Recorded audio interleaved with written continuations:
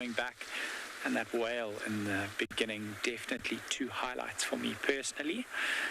And another highlight will be getting out of here without getting wet. We'll yet to see whether or not we're going to get that right, but we can only hope. We'll send you off for the last few moments of the show with some last minute penguin shots. Otherwise, we will see you again tomorrow, same time, same place.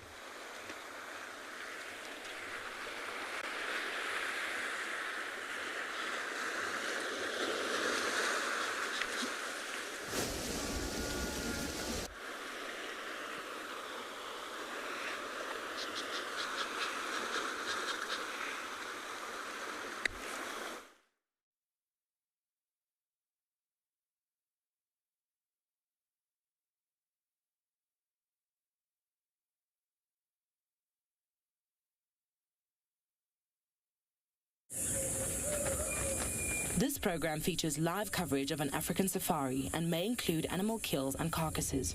Viewer discretion is advised.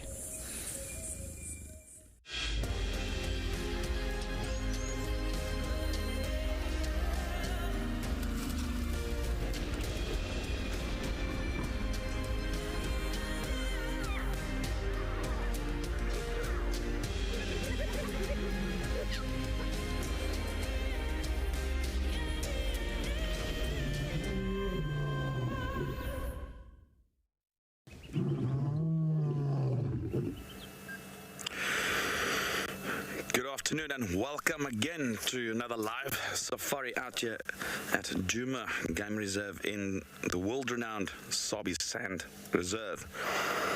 And we decided to get some shade. It's a nice and hot and sunny afternoon.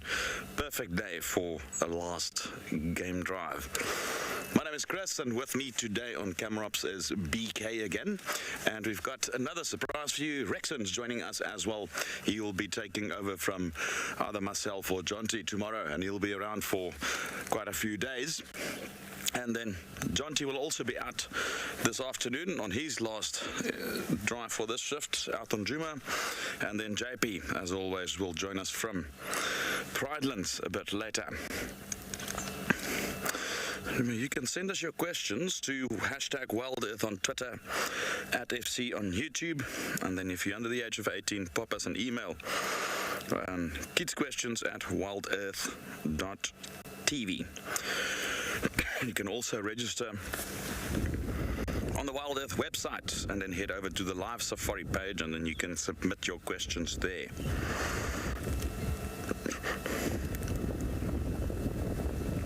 We just decided we're going to start off with a herd of Impala. And while we sit here and watch them, let's take a look at what the weather is like at our other locations.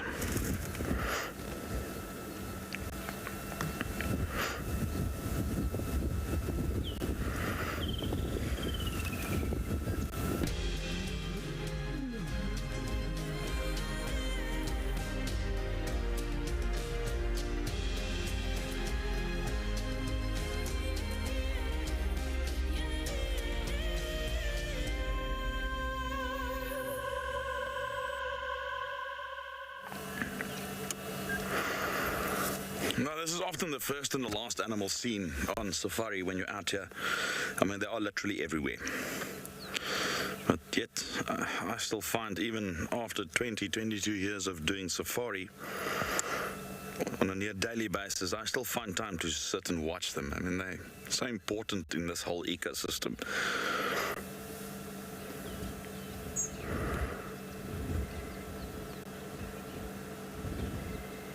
Well, our plan roughly today is just to go and enjoy ourselves. Some spots would be great. Unfortunately, we've got Old Rexon up here with us today, who's been around for ages around here at Juma, so he knows this place inside out, and he's made a few suggestions as well.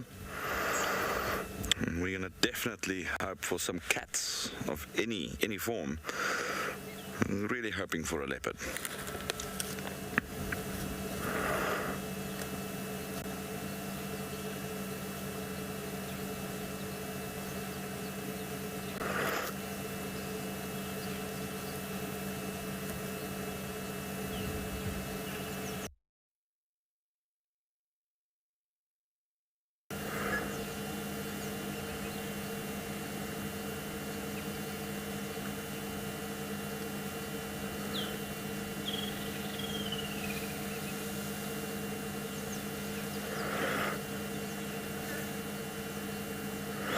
So those two females are grooming each other there.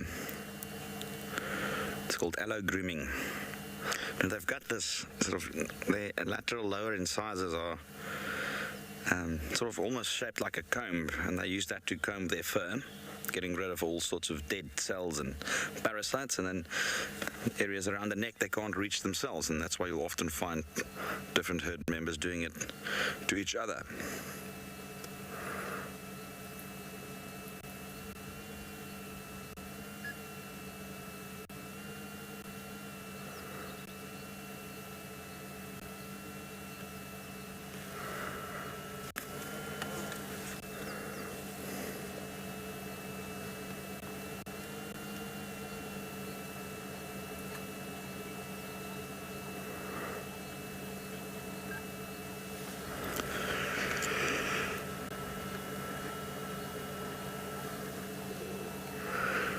And that just shows you how hot it is at the moment. They just don't want to move, even them opting to go for some shade. I'll probably start moving in the next 20 minutes or so.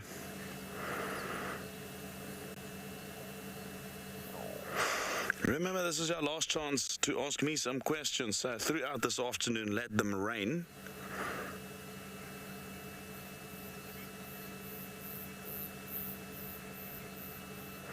Hi there, Picky. And Picky says hello to everybody.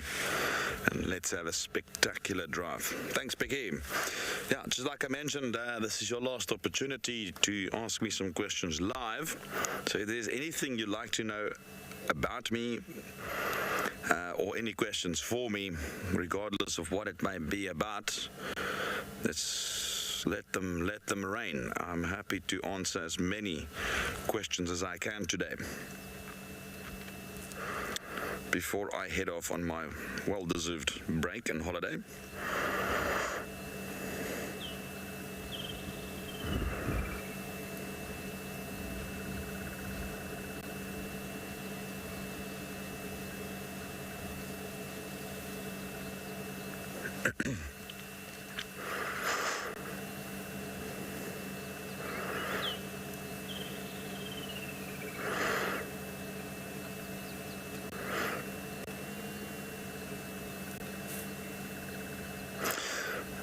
Also, another little channel challenge to our viewers.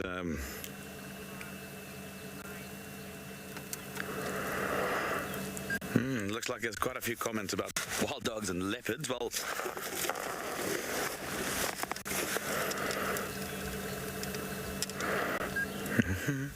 lots of comments there coming through from quite a lot of viewers saying good luck in finding leopards and wild dogs. Well, not so sure about the wild dogs, where they are and if they're around, but leopards are always around. It's just a matter of finding them. You know, it's also my last opportunity to make a little bit of fun of Jonty, so let's see if some of our viewers can come up with a few things to nail him with. I'm gonna bank on my supporters to give us a few ideas.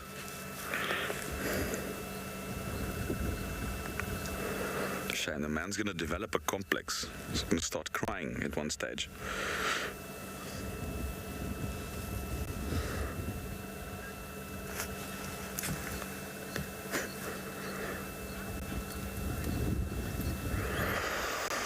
Hi there, Joey. Here, one of those interesting ones. I reckon they could probably reach about a 50, 60 kilometers an hour if they really, really go at it. Perhaps a touch faster, but yeah, they're not as fast as, you know, the leopard itself, for instance, but they can maintain their speeds for much longer. So let's say I'm a leopard and I need to stalk one of these. I need to get extremely close, like in meters from them. If I start running from this distance, I've only got a very short burst of speed available to me. So I need to get literally meters from this herd of Impala and then just explode into speed. So by the time I'm virtually on top of them in a split second, it must be so quick that I take them totally by surprise. Because just half a second to a second that they can gain a lead, they'll outmaneuver me and the hunt will be a failure.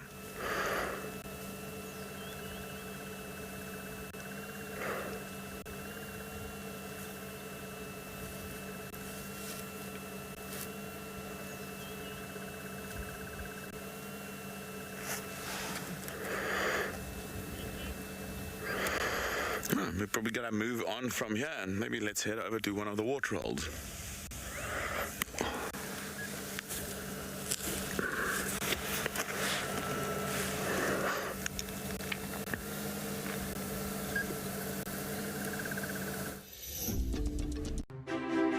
As a naturalist, it's really important that I stay up to date and up to breast with what's happening in the wild and in the world around us. The WildEarth app helps us do that and helps us stay abreast with the live interactions of animals every day. We're going to be here at Stony Point bringing you the African penguin story, and we'd love to see you on the app. See you on the beach.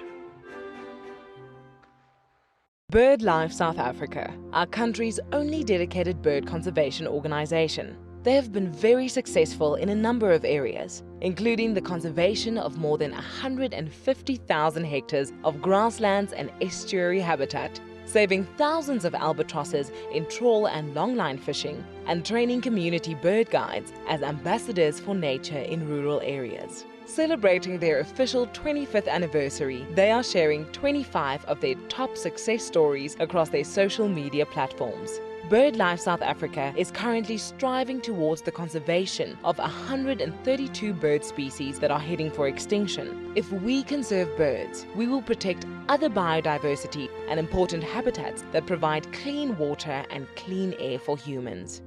Their work is forever ongoing. People who love birds can become a member of BirdLife South Africa or make a donation towards a bird conservation project. Guys, just watch what's happening. See, watch the elephants, watch the lions.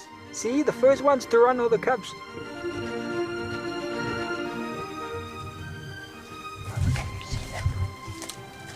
They are right here. I'm not sure how scared you were, but I was quite nervous. But absolutely incredible.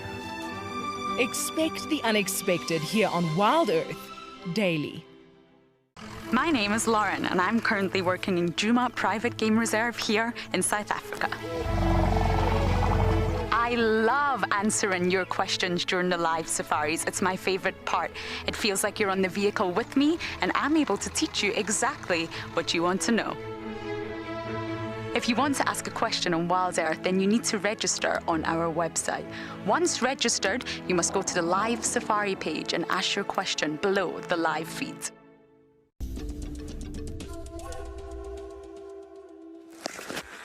Good afternoon, everybody.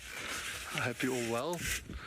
We've just started with this beautiful herd of Impala here at Juma Dam. We thought we'd come look. There was reports of Impalas alarming in this area. But welcome, my name's John T. We've got Davy on the camera, and we are going to be exploring this afternoon, just seeing what we got out here.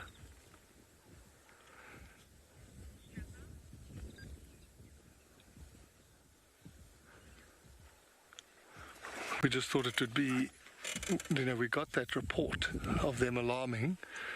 We did a loop around Gallagher Pan and then came here, but these are all looking fairly relaxed. Well, actually they're looking very relaxed. And I hope Granny Lynn and Joan are watching. I know they enjoy watching WildEarth. I hope you're having a good afternoon, Granny Lynn. We could briefly hear a squirrel shouting as we stopped, but now it's gone quiet.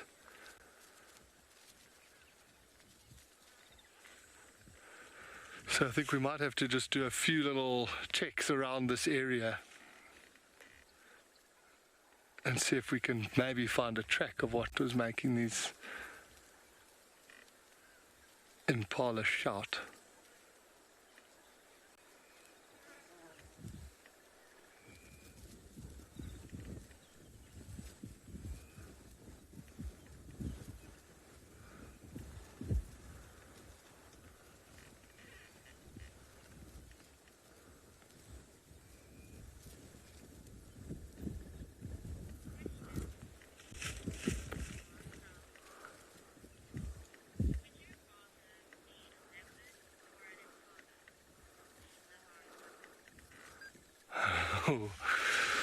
the banter.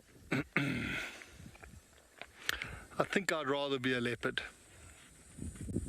Impalas is tough, a lot of things eat you, but they are really beautiful, really athletic, sleek, fast. But a leopard that's the prince of cats.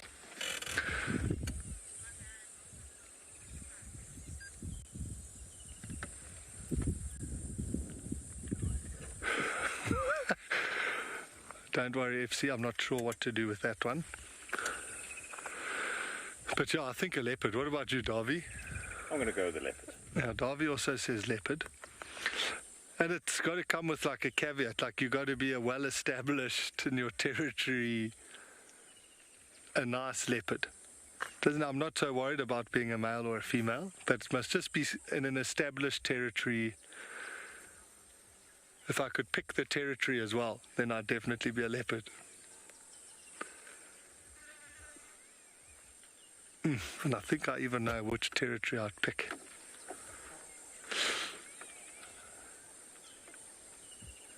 So this is surprising. You could see, there's a group of these impala that are clustered in the shade. These ones all moved out from the drainage line into this sort of opening.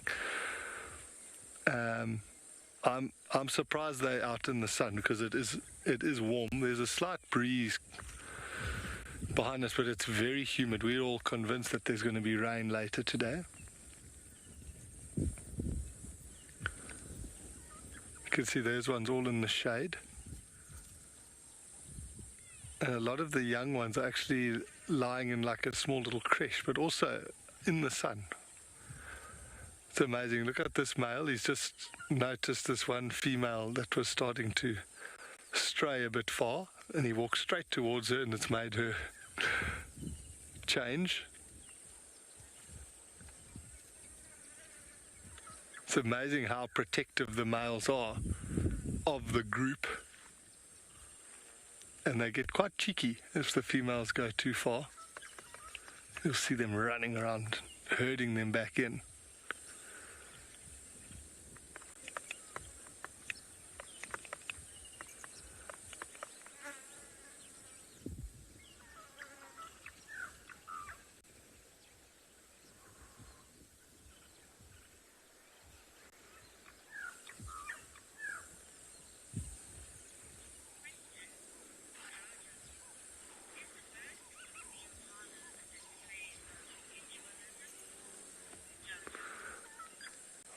Jojo, yeah, you definitely could say that. So those oxpeckers, they grooming the impala.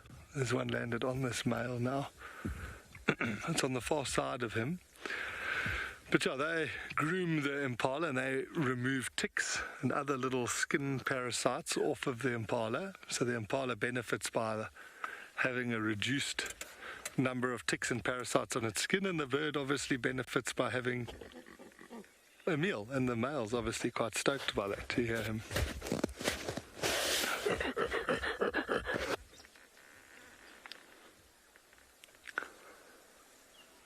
He's got two. There's one on his neck there.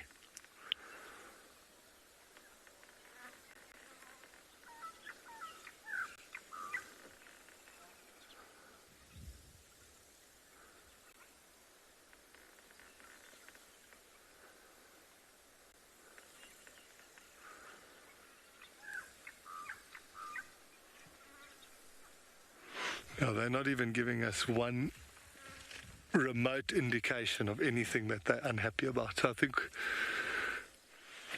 think we'll probably carry on. It's a great Afrikaans saying that says "Die son trek water," which means the sun's drawing water, which means he's sort of wasting time. So let's carry on. We'll carry on along the edge of the drainage line here and just check if we can find any tracks.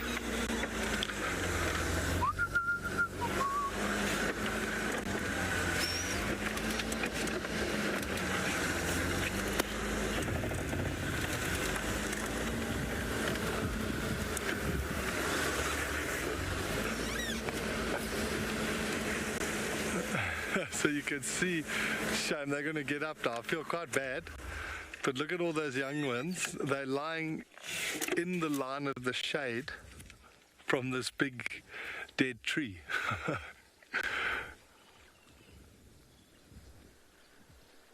It's a shame, I feel bad because when we go past they are going to hop up.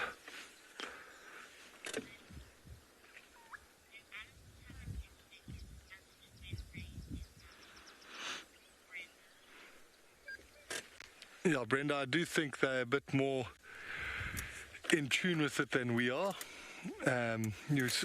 Especially things like tortoises, terrapins, snakes, frogs.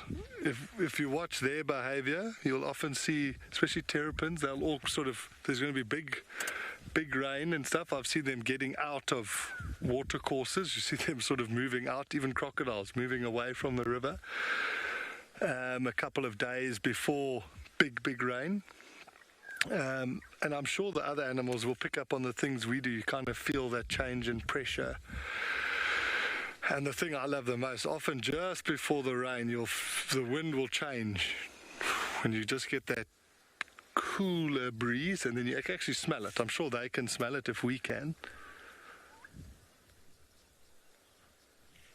But they definitely are far more in tune with what's going on. Oh, squirrel on the break.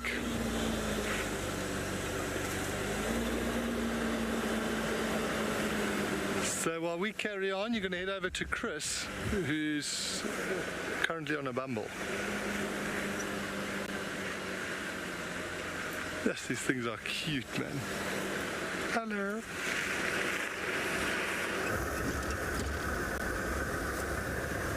Right. Let's head over to Twin Dam and see what's happening there. I'm not sure. It's now not as hot as it was when we left. I mean, there's a bit of a breeze that came up, so it's a little cooler than earlier. There's a woodland kingfisher somewhere here.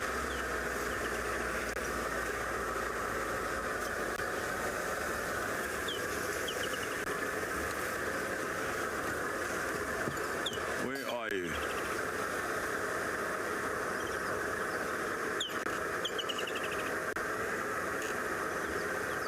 You got him there, BK.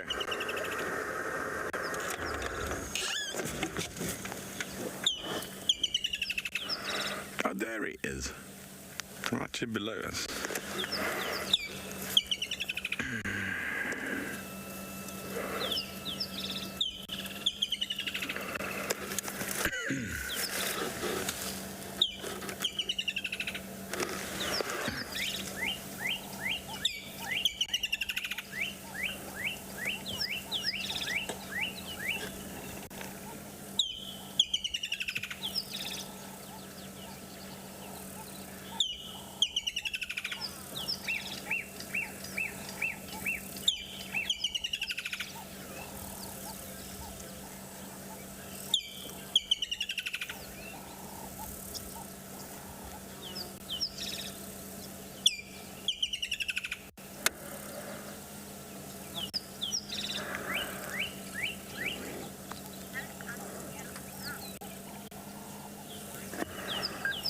Leroy. Yes, it's such a beautiful sound, such a bubbly, vibrant, summer-like sound, you know. What have you got there, BK? Ah. I think there might be a violet back stalling when it's gone. I can see the females flying there. Well, they went to sit in that tree in the back there.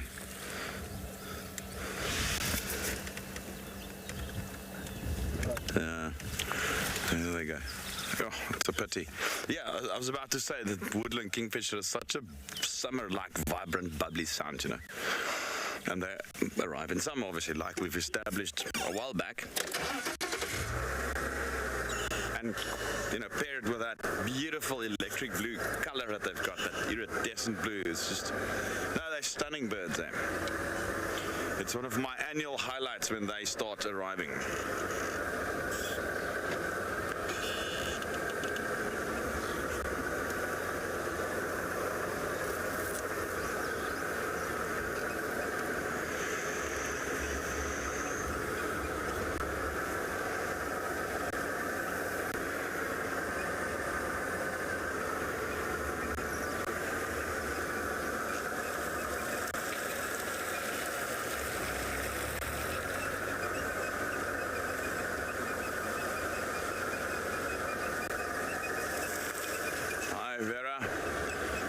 Chris Kingfishers is a favorite bird.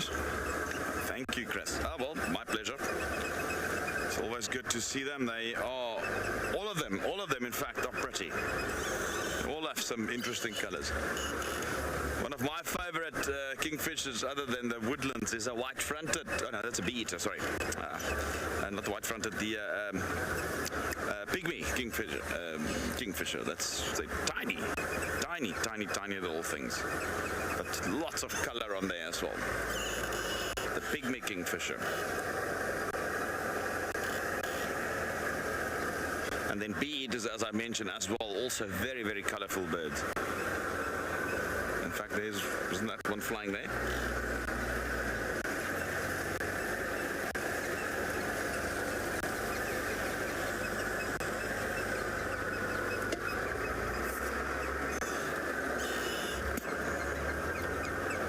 Spiderweb in my mouth. Steady.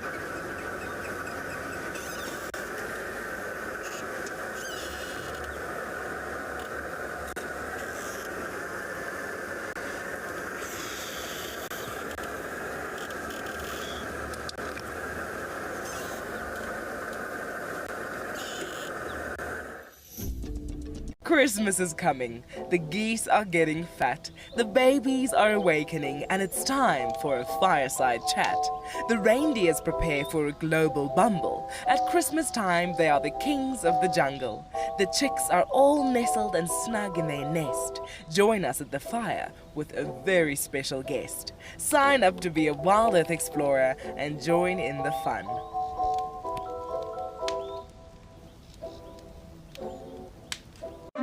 For those of you who love to join us on safari here on Wild Earth, we have some news.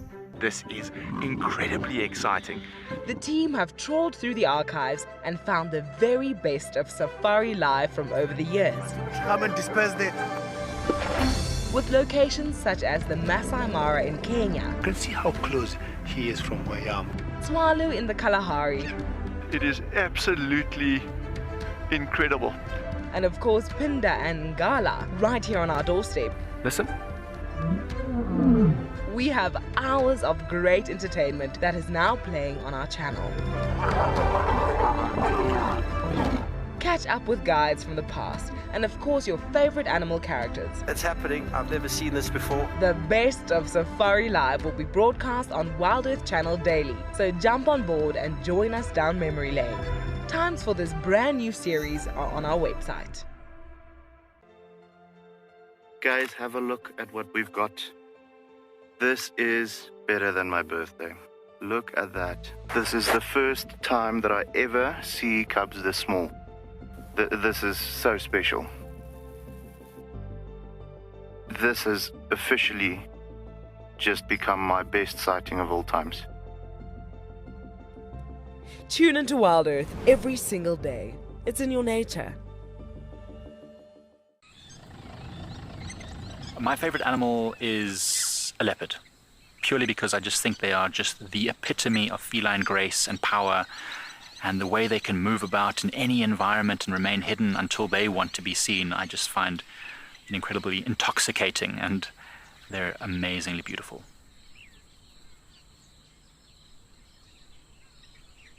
Catch up with the guides daily here on Wild Earth.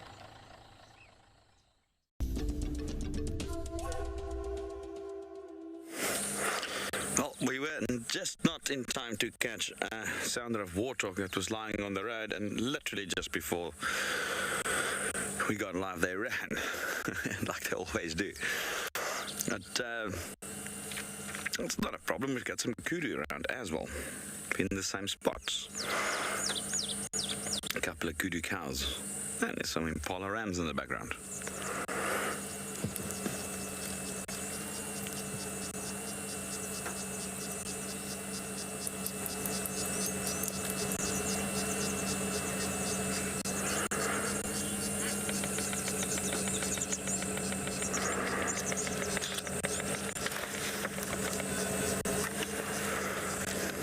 Hi there, Mark.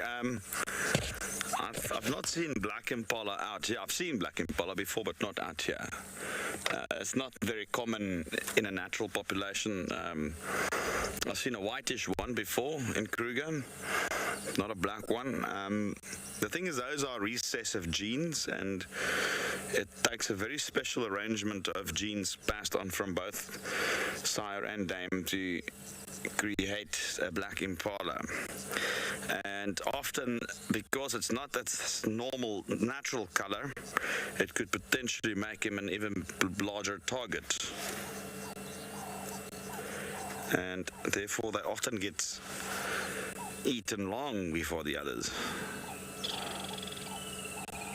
And I mean, that recessive gene is very likely only in circulation in a very, very few individuals within a sort of larger populations, the like of Greater Kruger, where there's like almost 200,000 impala, and a very small percentage of them carry that gene, and therefore the chances of two gene carriers getting together is sometimes very, very remote.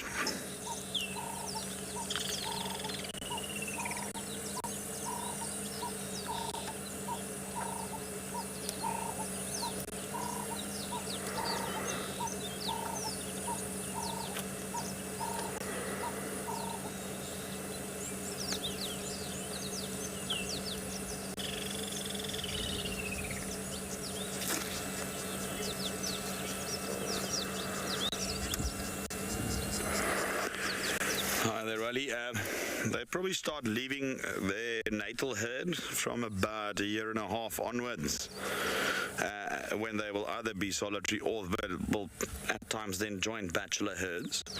But also look at bachelor herds. I mean, if you think back a few days ago, we had those 5 bulls. 3 of them were big mature bulls and 2 were younger bulls. So the composition of these bachelor herds changes from season to season, as well as there's also, you know, not a specific age group involved. You'll have old bulls, young bulls, and they just associate like that outside of the breeding season, as well as during the breeding seasons. The males who were not able to establish dominance in order to associate with a herd, they'll also then stay in those bachelor groups.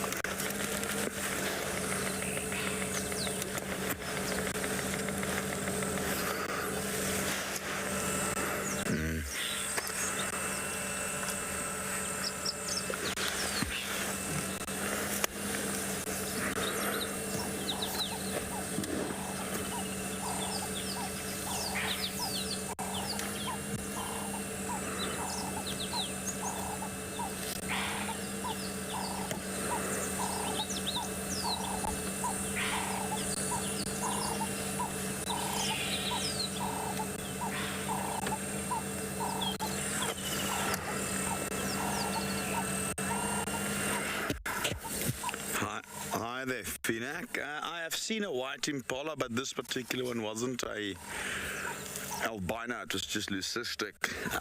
Well, the albino is also relatively rare. You get them, it's been reported. You do find them. It's just not very common. I can't actually put a frequency to that. It's just because, I mean, I've never personally seen an albino. But albinism is recorded in most creatures, but rare. It's a defect. Whereas leucism is slightly more common, where animals appear white, but they still have pigment, unlike albinos, which are born without any pigment.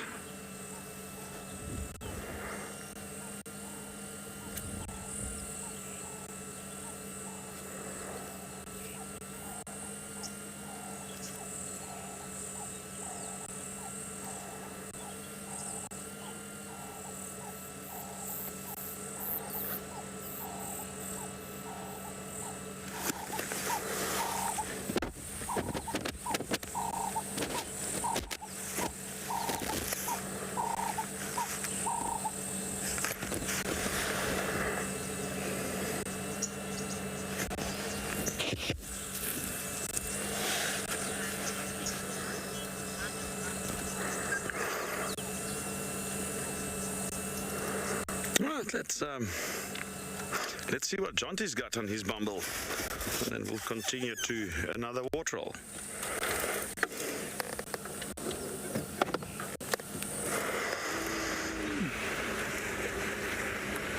Okay, welcome back. We've just done a little double check where we thought Shalamba would have crossed out from the block yesterday, but still no tracks.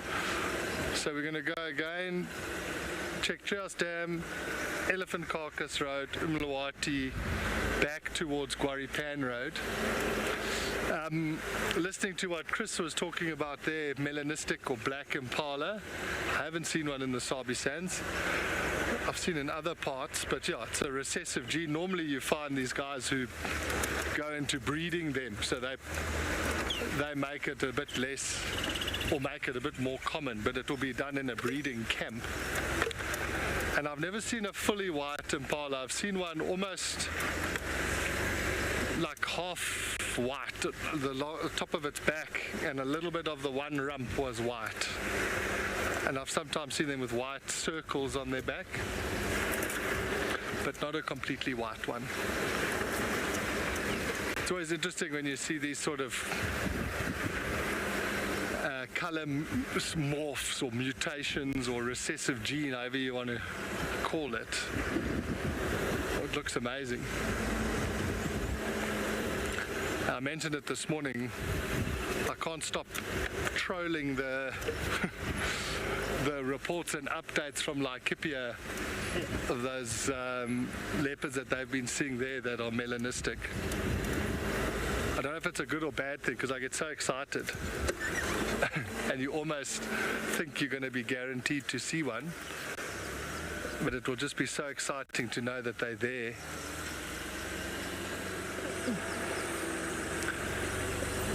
And that there's a possibility of seeing them hanging around in the wild.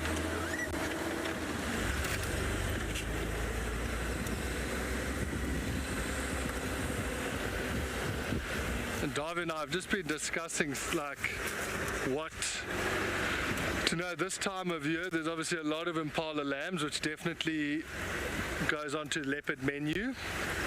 But also there's a slight change. You'll often find this time there'll be a lot more duiker killed than there are in winter. Because now all of a sudden this undergrowth has just got so much thicker. And so now if you're a duiker, this is what you like to hang out in. The leopards literally vanish in this type of grass and foliage, this dappled shade. It's like what they were designed to disappear in.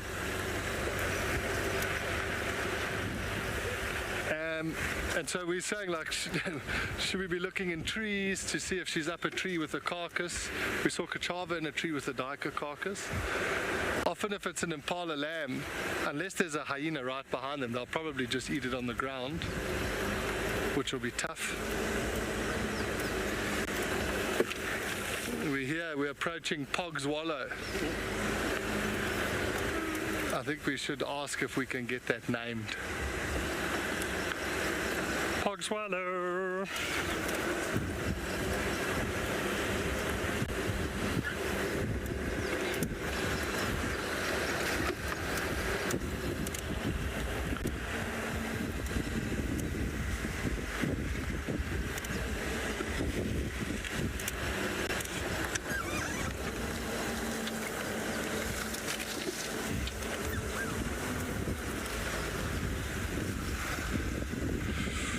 Sooty Fox, that's a very good question. I know grasses is right up there. It's one of Chris.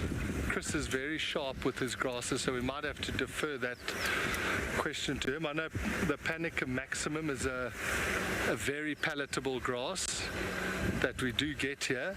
It's actually what we've seen a lot of the buffalo and elephants have been eating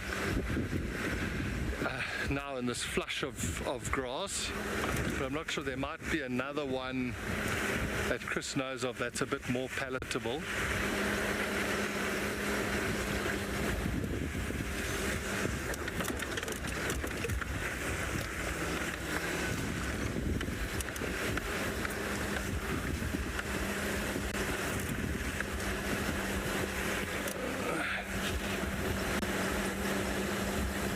So Davy, I don't know if you'll check them, but those mail tracks came all the way down here.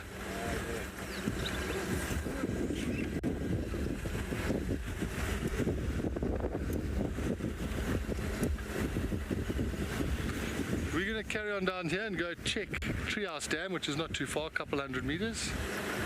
See what's there.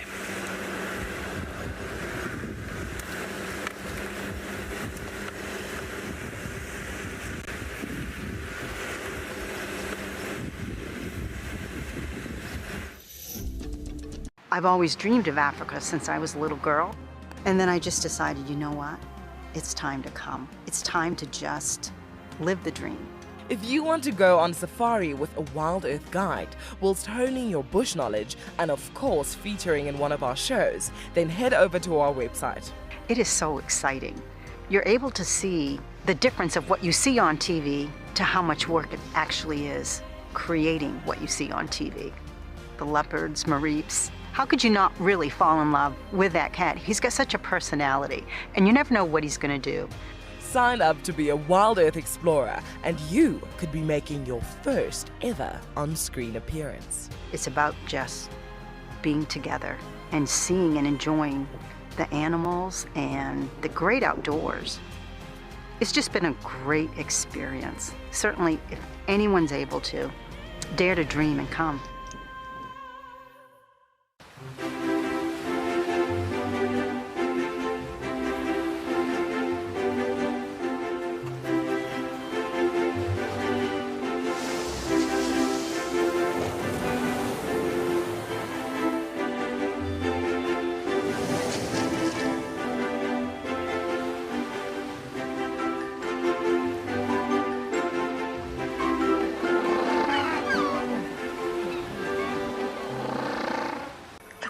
The little one is up and about. Certainly hasn't had enough milk at this age. No amount of milk is enough. Oh, Corky. Too sweet. Oh, look at this.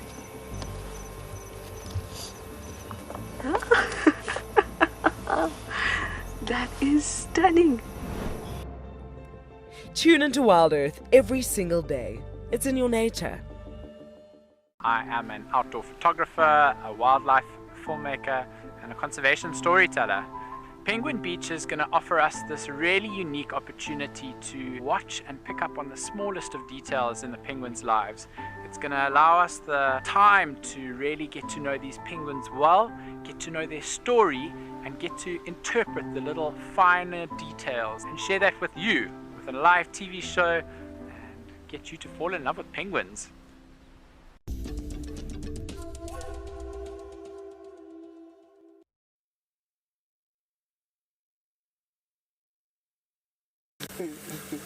That is just Murphy's Law.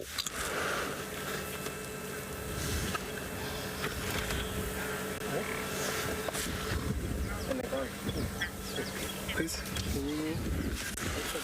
That is just Murphy's Law, hey?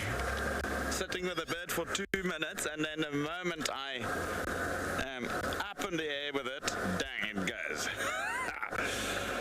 It flies. Oh, I was hoping that everybody could help us ID this bird. Well, know what it is, but I'm not sure if everybody had a bit of a glimpse of it though, but I'm not going to put that one out there if anybody wants to take a try. Yes.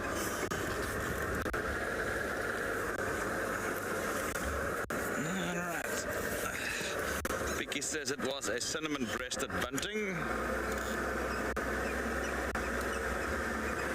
Yeah, it could be a very good call, that. It is a bunting. Cinnamon-breasted's a very good call.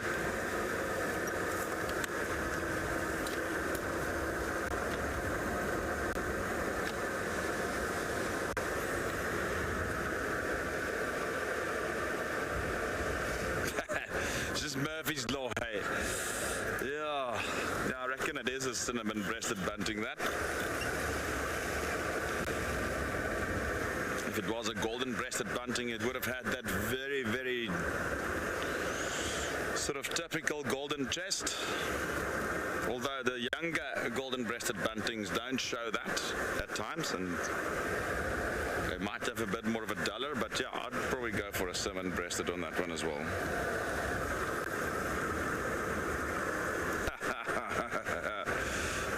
Yeah. It's like the Warthogs and the Springbok.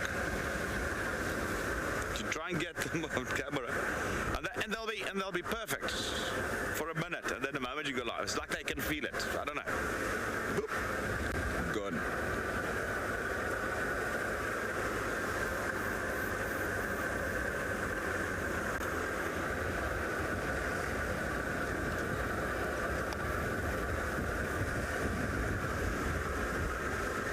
To find something else then. Bitten me now. Something's bit finger, yeah. It's pretty sore. Alright, let's take a look at Twin Dam, what's happening here.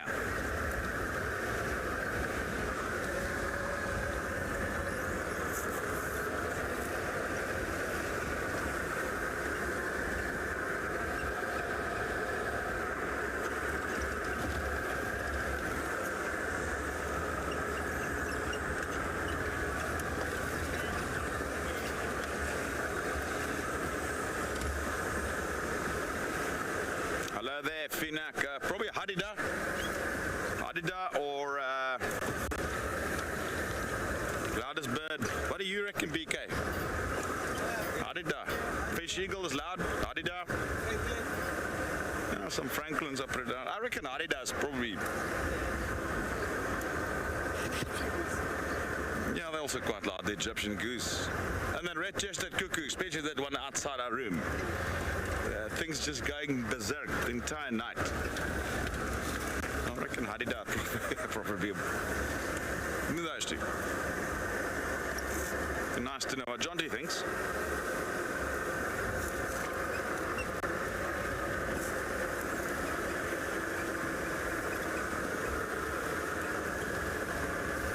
Alright, talking about birds, there's not much happening here at Twin Dams. Well, while we're here, we're going to quickly make use of the shade, but there is an Impala that's very fixed on something towards the dam wall.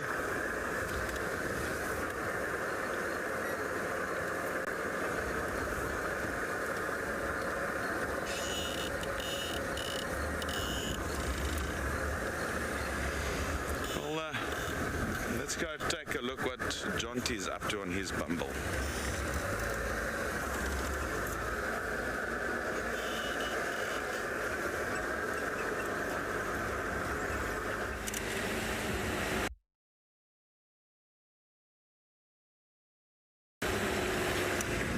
This update, we've just come.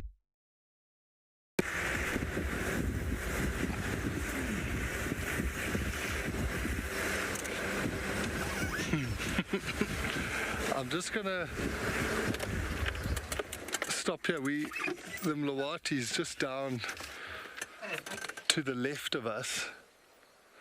We're thinking about maybe dropping into there and checking if we've got any lucky. It'll be nice and shady in there and nice and cool with this breeze blowing through.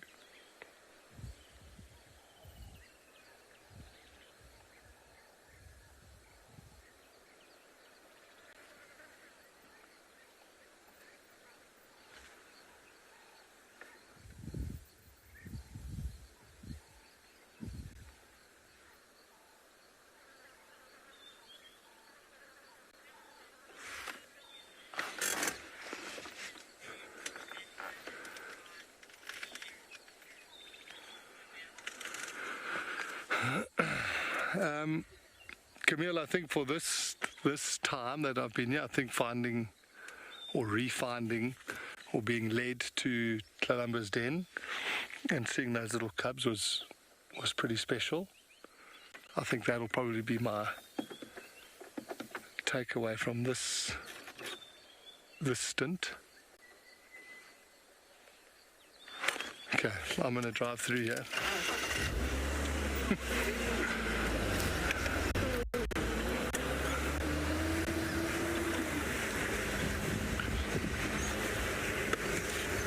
We'll have a a quick check at Twin Dams. I don't know if that's where Chris was.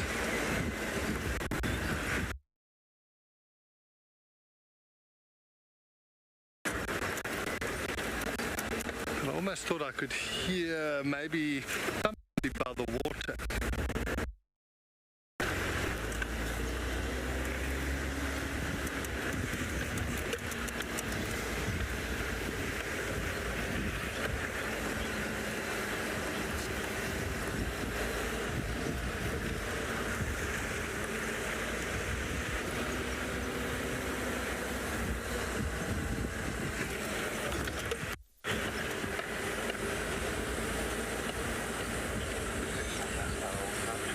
We're going to link over to Chris, who's just spotted some hyena.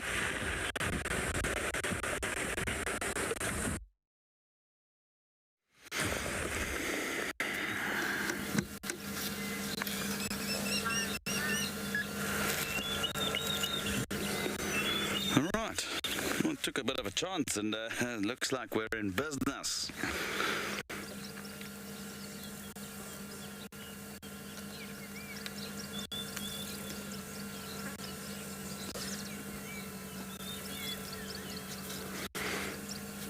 Although it's not very active, and is having a bit of milk and bonding with mom.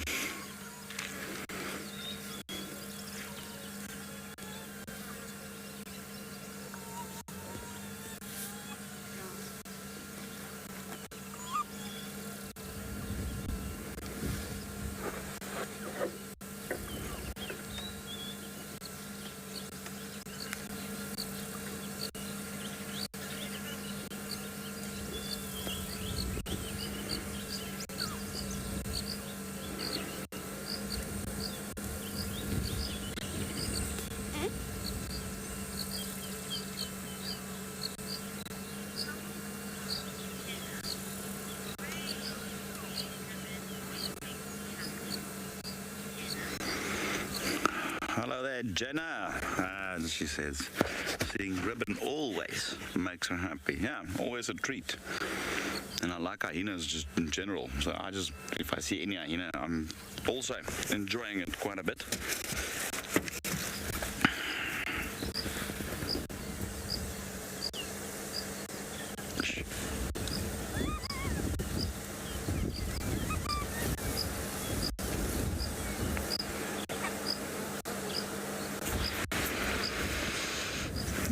Spend a bit of time here and see what happens.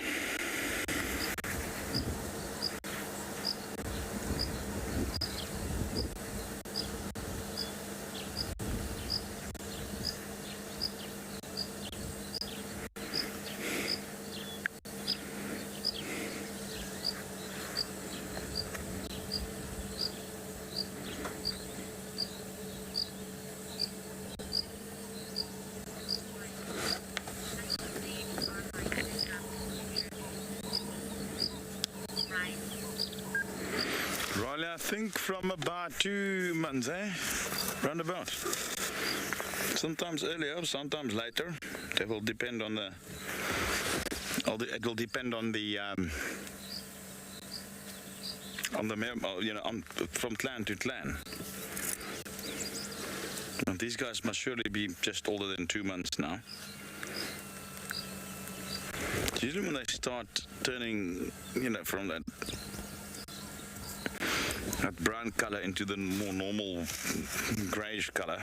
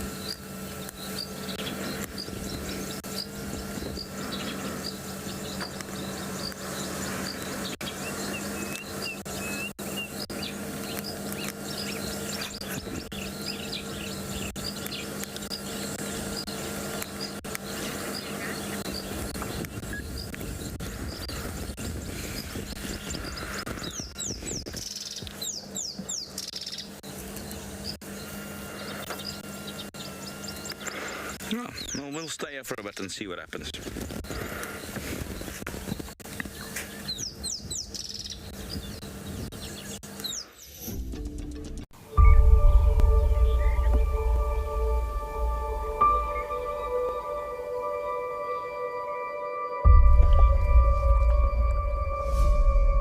Look at that, it's amazing.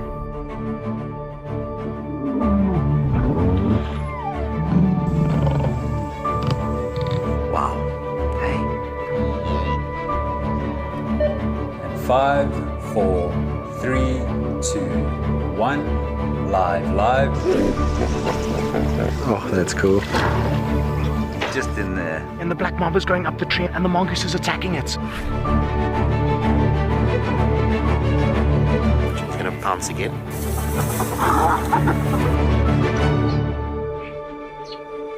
Sure, you can all agree with me. It's not a bad start to our Wednesday morning.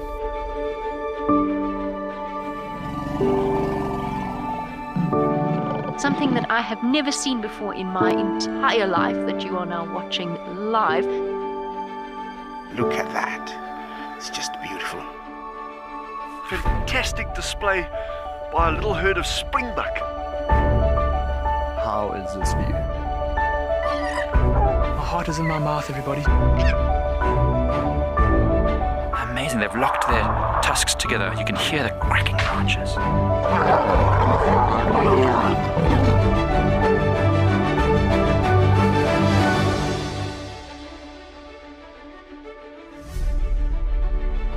It is so incredible to spend this time so close to an African penguin, and it's completely unfazed by my presence whatsoever. How insane is that animal?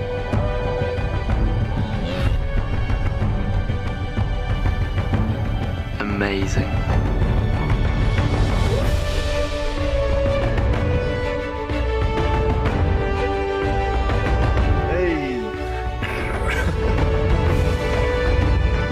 Awesome.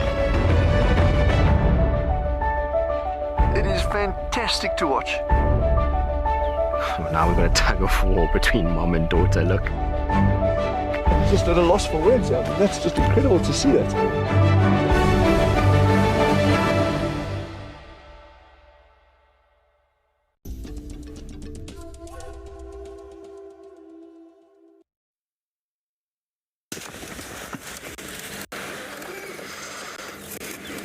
Alrighty, still very much no change.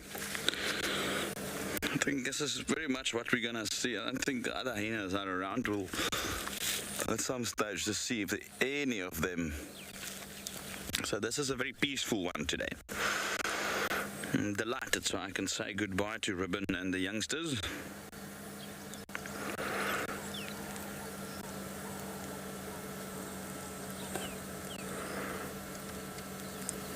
I'll definitely follow them. I'll tune in every now and then and see what's the update on how they progress. Remember, you can still send us your questions and comments to #WildEarth.tv, and kids under the 18 still use the email kidsquestions@WildEarth.tv.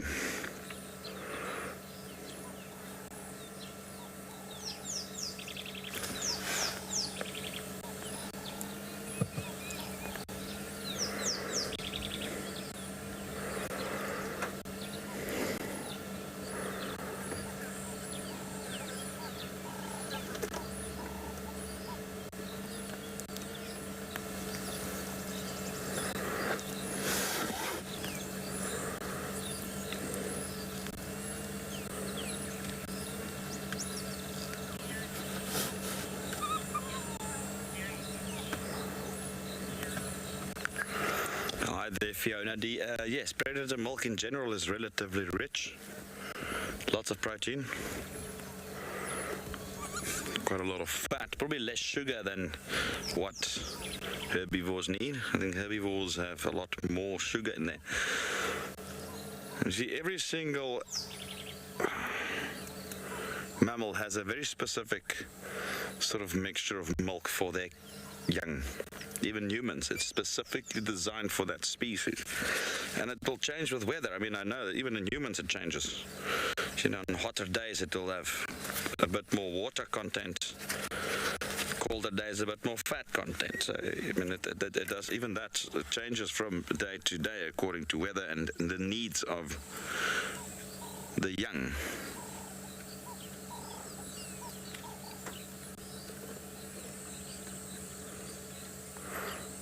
So therefore cow's milk might not be good for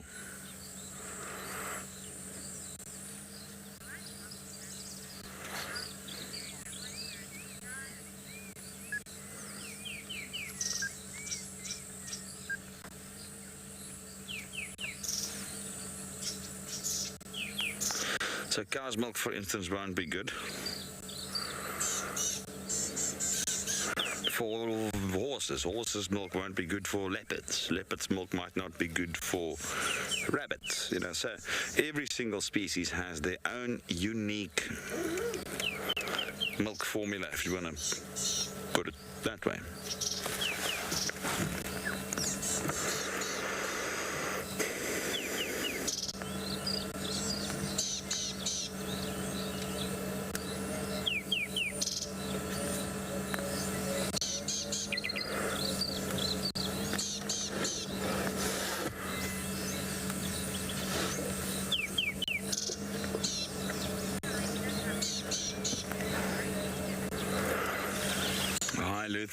They will go inside the den site. If it rains heavily, they will go into the den. Now, remember that den is elevated, and there's a tunnel going inside with usually some of this a smaller chamber for the cubs themselves, but that will be slightly higher than the actual,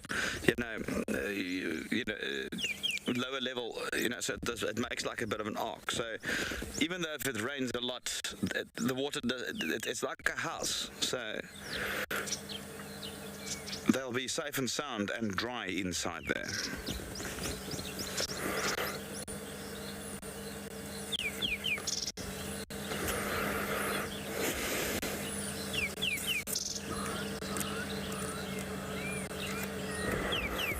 It all depends on the construction of the den site. They don't only use termite mounds, which usually initially old aardvark are the den sites or feeding burrows. I've seen them some places using caves, cavelets, any form of shelter that is secluded and hidden they could use.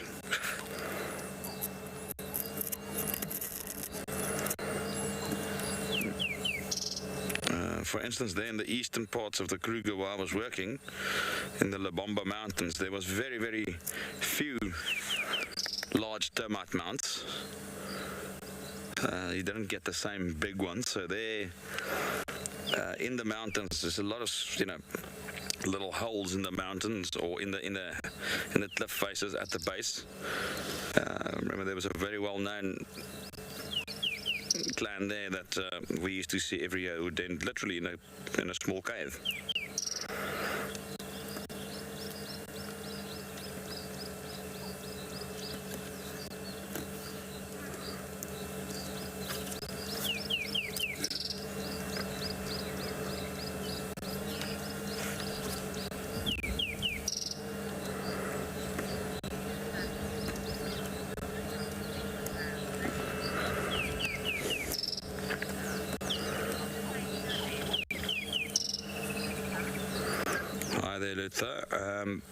Wants to know if hyena dens are permanent. No, they are not. Things can change.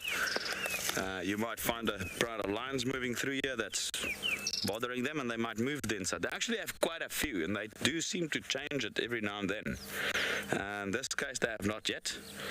Eventually, you'll have quite a bit of scent build up, and even parasites like ticks and fleas and so forth that will start building up inside there.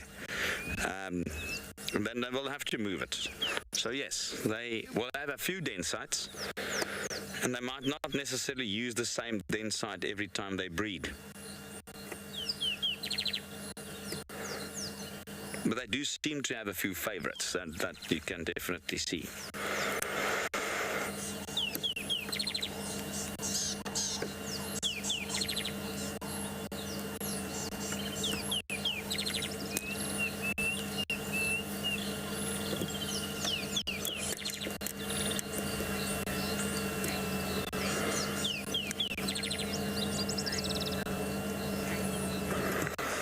Hi there, Kate H. Well, not really. You know, I was actually having this chat to Jonty, not Jonty, David this morning, and you know, actually mentioned the very same thing. That, you know, we don't really know. I mean, we'll need to see more interaction between her and the rest. We'll probably only see when the cubs are starting to move, really, how they interrelate with the rest of the clan. Sorry, that will give us a good idea of what actually happened. And you know, we're getting conflicting sort of stories, not stories, but you know, evidence about as to the status of her rank.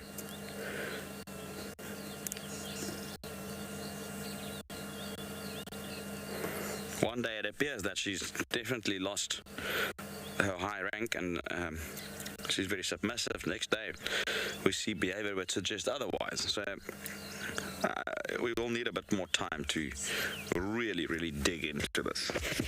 I know Tess is going to be out tomorrow, and I know she's also have a very keen interest in the hyenas, and she's been following them for much longer than I have. So perhaps she would be able to give you slightly deeper insight into that.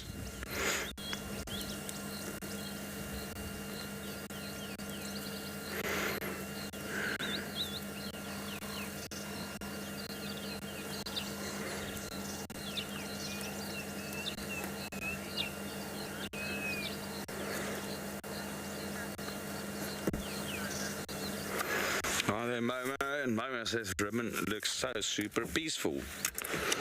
Yep, indeed.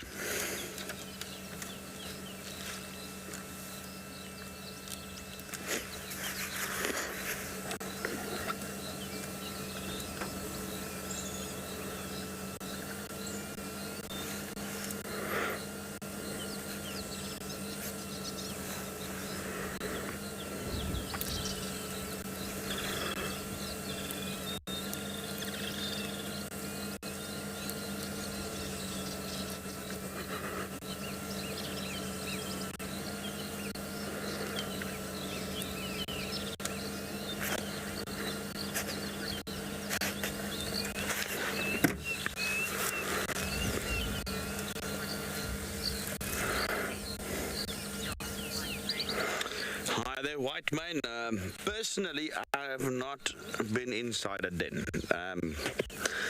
Whether somebody has filmed it, I'm sure I've seen, can't really recall any particular documentaries, but I know I have seen a few. I'm sure if you scratch around on the net, you might actually find some. But I've seen, I just can't recall who it was.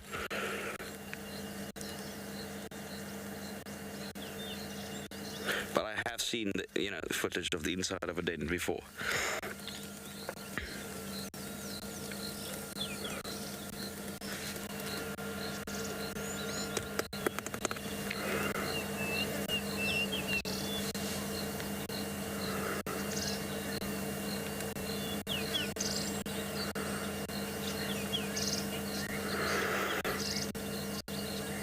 All right, so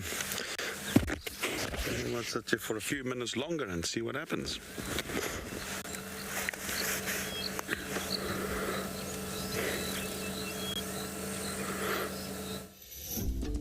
Christmas is coming. The geese are getting fat, the babies are awakening, and it's time for a fireside chat. The reindeers prepare for a global bumble. At Christmas time, they are the kings of the jungle. The chicks are all nestled and snug in their nest. Join us at the fire with a very special guest. Sign up to be a WildEarth explorer and join in the fun.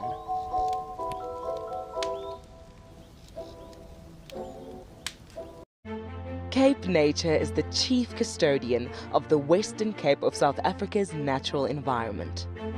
This highly successful organization strives to conserve the province's natural heritage to ensure a sustainable future. Besides nurturing nature, Cape Nature offers an authentic ecotourism experience to local and international visitors. And one of these experiences is walking amongst the penguins at Stony Point, or as we know it, Penguin Beach. WildEarth broadcasts live from here every day and is very privileged to be partnered with Cape Nature, who have focused their conservation efforts here. If you want to visit these iconic black and white African penguins for yourself, then head over to our website to find out more. Cape Nature. Conserve, explore, experience.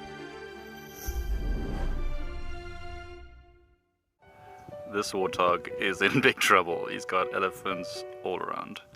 What are you going to do there, big guy? What are you going to do? Oh, he's pretty brave though. Oh man, he's not even moving. Look, that elephant is trying his best, but that warthog ain't budging. That's madness. That's so funny. And we have a winner. The warthog wins the standoff. Expect the unexpected here on WildEarth Daily. I love being a camera for WildEarth. The animals coming right up close to you, especially like lions. Sometimes you get nervous, but you have to go with the flow. My favorite animal to film is the elephant because of how big it is.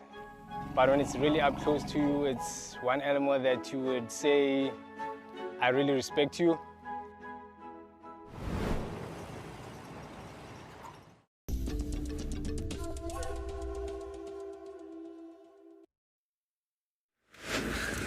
Chris was chatting earlier about ever going inside a hyena den. So I haven't been in a hyena den, but I've been inside a warthog burrow.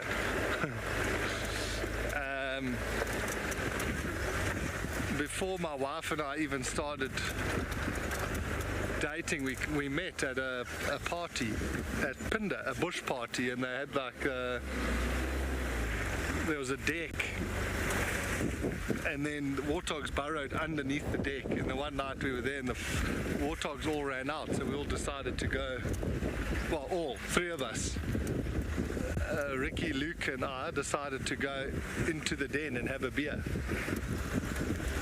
Crazy. And luckily they went in sort of, Luke went in the front, then Ricky. I was too big to fit the whole way in, so I just had my head in the main part of the burrow while they were like curled up. So dumb. But it's exactly like what Chris was mentioning earlier about the hyena den there. Similar to the warthogs, there's a raised piece that they'll sleep on if water does come in. It's very clever. They kind of excavate it like that. And some of the theories are also that if they are in there, then there's water that they can drink. But I think it's more that they don't get wet.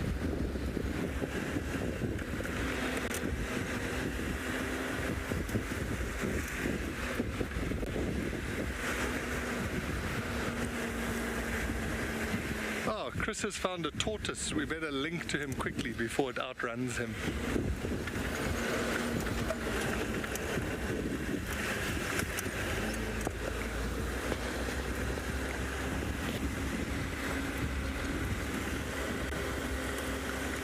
Did you get it there? Alright, so not yet a leopard, but we'll take a leopard tortoise for now.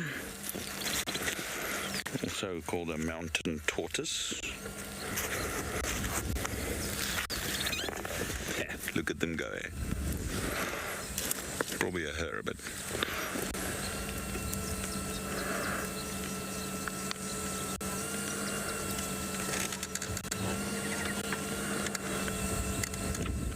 Yeah, we had to move quickly before it outran us.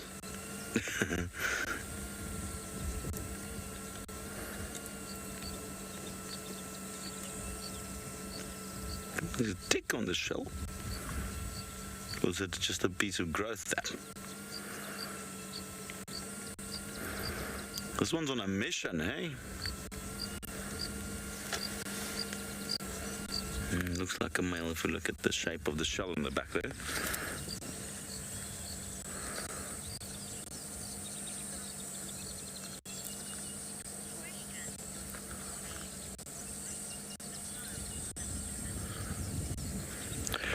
Hi there, Bonnie wants to know what those tiles are called on a tortoise shell, and they're called scutes. S-C-U-T-E-S, scutes. And you can, if you ever encounter one of them, and you can almost count, those scutes. They form these little ridges as the newest scutes form underneath the old ones. So the top small ones will be when they are born, and then you can almost see those little rings. The bigger ones forms underneath, and it starts stacking it upwards. And you can almost, count them and determine its age. In certain conditions, the average conditions here, they do on average about a scoot a year. Obviously, when they're young, it goes very quickly. They'll do multiple. And as they go older, those scoots slow down. But you can get a rough estimation of its age. But also remember, in very good times, very green sort of periods, they will grow faster. When there's a lot of food around, when there's resources are low, it will be slower. So there's an environmental sort of relevance to that.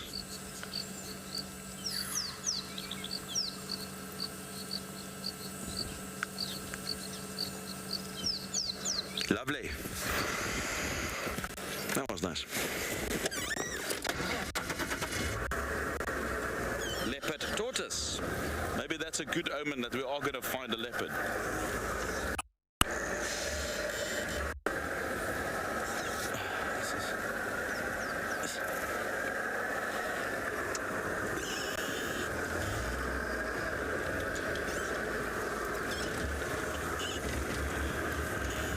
Benjamin, I'm not really sure how to answer that. It's hard. I mean, you won't crush it with your hands. I mean, you'll need something relatively blunt like a hammer to really crush it. I mean, it's bone. Well, you got the scoot on top, but underneath there's bone.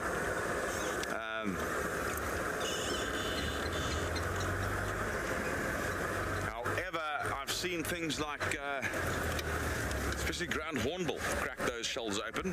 They're very well known for doing that, and they eat the tortoises. So it's always nice to have all these beautiful birds around, but they've all got a dark side to them, hey? Ground hornbills, they eat those lovely tortoises you just saw. I mean, Burchell's cuckles, for instance, also lovely birds, but they're one of the main predators of chameleons. That's how nature works.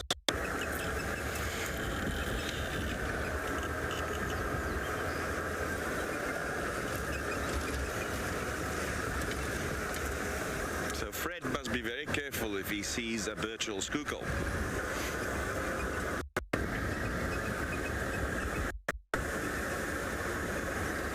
Or even vine snakes, wormslang as well, also eat chameleons.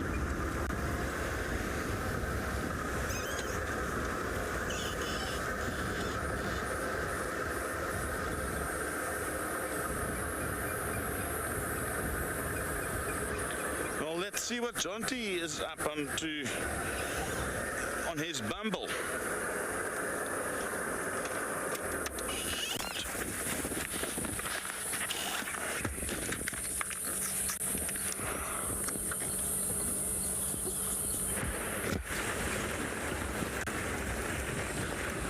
Well, we can only be hopeful, Chris. We are checking Battalier Road now. Often an overlooked road, I find. Ooh, what's just caught my eyeball there?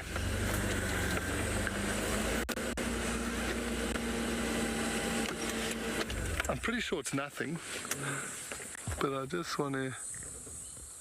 Can you believe it? It's nothing. Well played, John T. I thought it was either a monitor lizard or a big snake in that hollow in that tree, but it was just a branch that looked like the head of a serpent.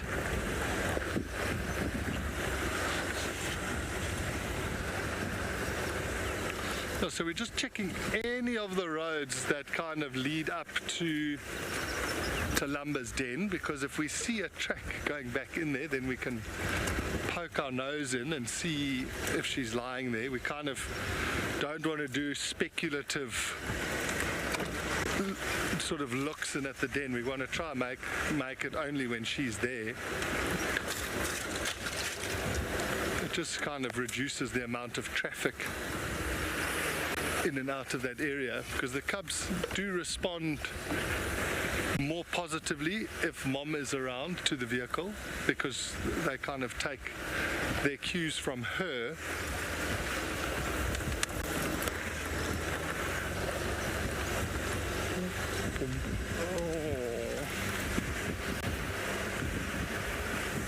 And this drainage line is so perfect down here. There's so many little hidey holes.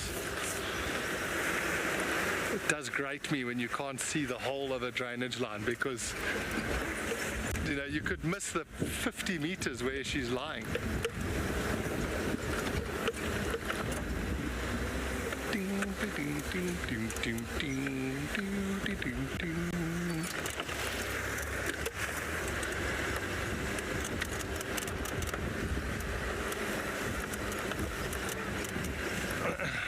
Aerial I did. I felt my skin was nice and tingly for a while, and I felt real good. I must say I did feel better after I got home and had a proper shower. That was the game changer. I'm sure Pogs will agree.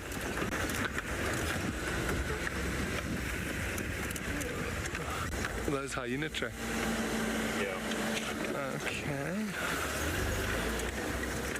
So we're just doing a loop here onto another road. We might briefly lose signal, but don't panic. We will be back.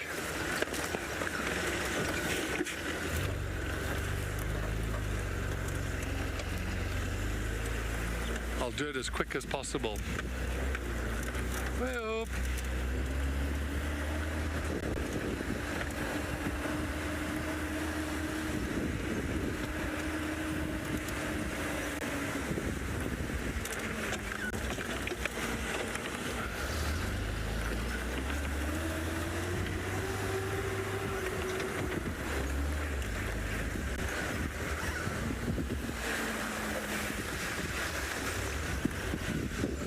How many types of bokke? Are we talking Springbok? How many world champions? All of us. We're all world champions here. What do you think, Davy? This is good. Let's check here. Okay, let's start small. Steenbok, Duiker, Bushbuck, Inyala, Kudu, Black Wildebeest, excuse me, Blue Beast,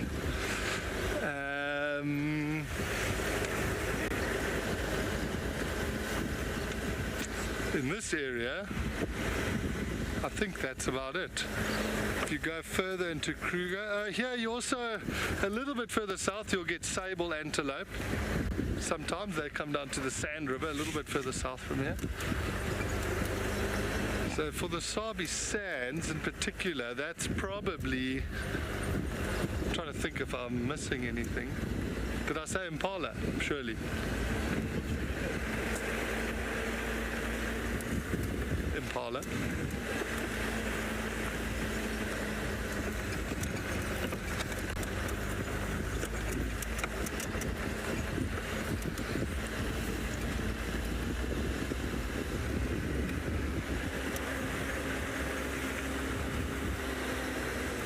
Ooh, there's a nice, okay.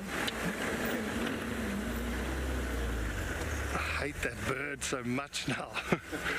Let's stop here in the shade.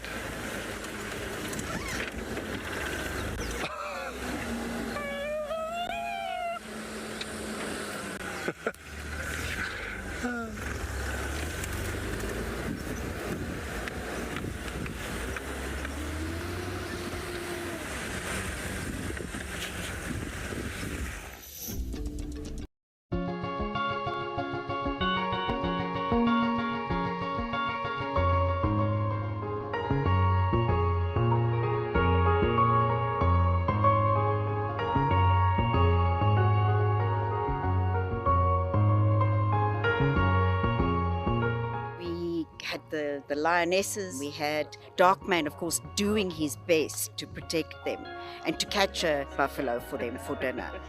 But unfortunately, as soon as the buffalo came along, he hot-tailed in the opposite direction. No, we're having a fabulous time, and it's really been magnificent so far. Thank you.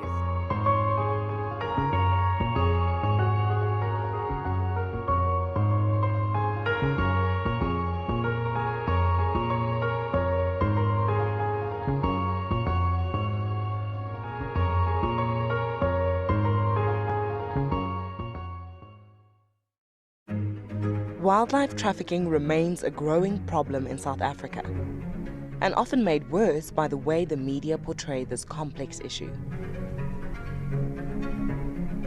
The Wildlife and Environment Society of South Africa, WESA, have recently embarked on a program whereby they train reporters to better tell stories of wildlife trafficking. In my community, wildlife conservation is mostly something other people do, and I would like to change that. My name is Iman Singli. I told people I met that the pangolin is one of the most trafficked animals on the planet. But what is a pangolin, they said? Why is it in danger? This is what made me decide that the pangolin story must be told. If we are to play a part in preventing the extinction of this animal, then we must all be part of the battle. A partnership between WWF South Africa and WESA, supported by US aid. This is incredible. Looks like vivid monkeys do sometimes go for swims. I heard something splash, but we couldn't see what it was in the long grass. Now I just saw that thing swimming there. This is incredible. I hope it gets to the bank. There are crocodiles in this dam. And it looks like, see that monkey climb up into the tree? Wow. Expect the unexpected here on Wild Earth daily.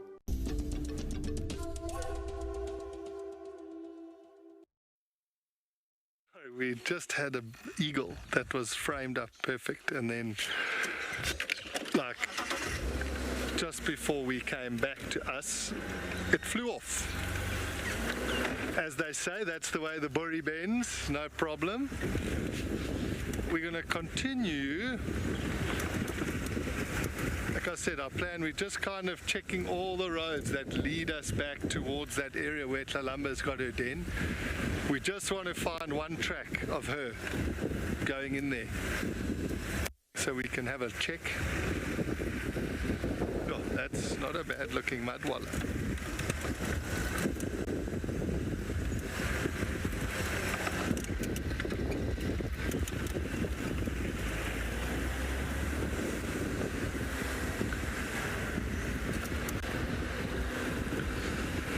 I was trying to think back to that question. I don't think I missed any of the little antelopes out for the Sabi Sands. But while we keep on our little plan, we're going to head over to Chris, who's looking for some plants that help with growth hormones for humans.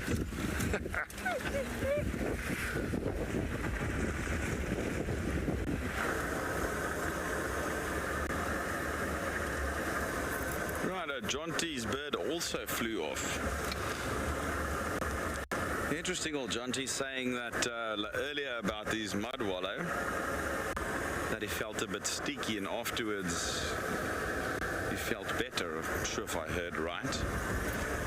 It's because it was his first bath in about 2 weeks. That's why.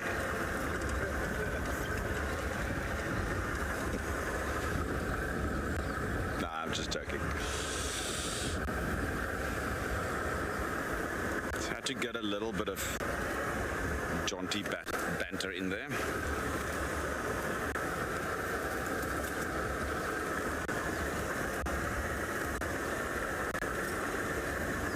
Right, so we're checking Drakensberg, we're gonna go check Batalia, maybe come back central, see if there's anything on Tlalamba perhaps. That's, you know, at the moment there's no tracks of leopards we can follow, so we're just working areas. It's nice to see a last little group of elephants as well, I must say.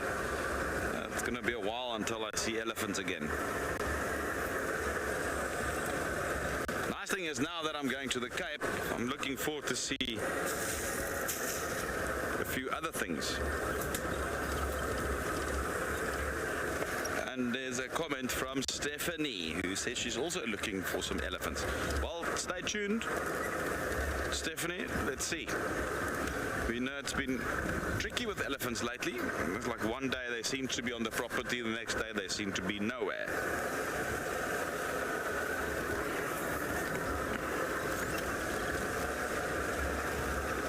Yeah, so going back to my earlier conversations, I'm looking forward to a little bit different nature when I go down to the Cape. That Fynbos region is so pretty, all sorts of different plants there, different birds.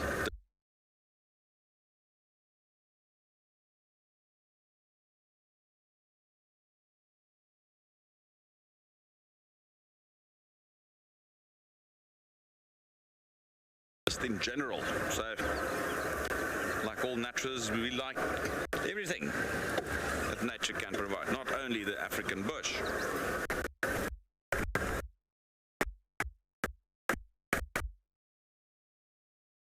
Things down.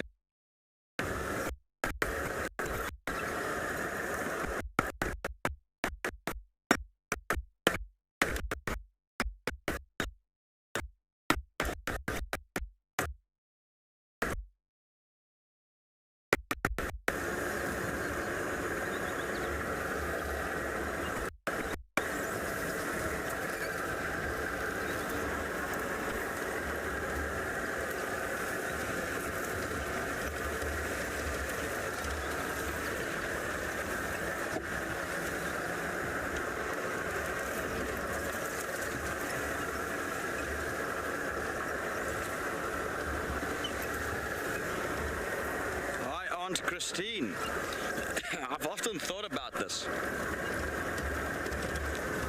and you know, what else, you know, if I look at my personal skill set and transferable skills, what other career, you know, one thing I always wanted to do since being a child, but there wasn't really many opportunities like that in South Africa, was to become a soldier.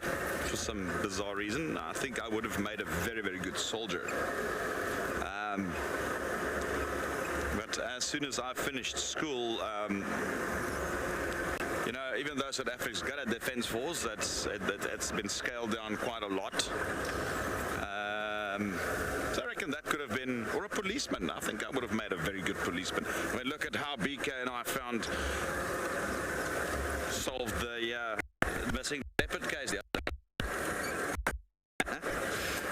I think maybe a policeman as well. I think I would have been a very good policeman. Or a pilot.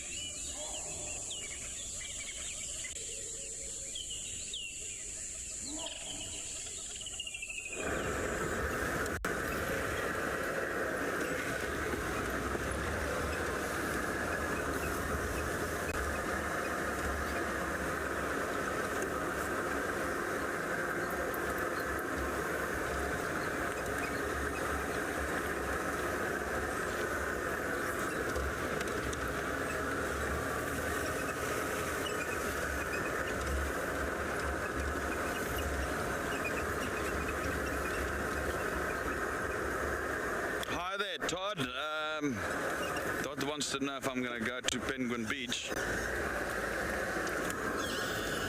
I might just. I'm not going to be in Cape Town itself, going to be a bit more to the southern coast.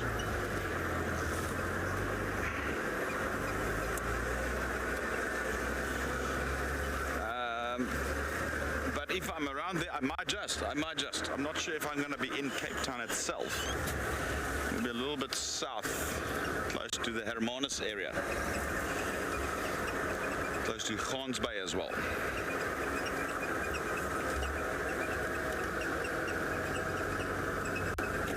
An area called the Oeverberg region.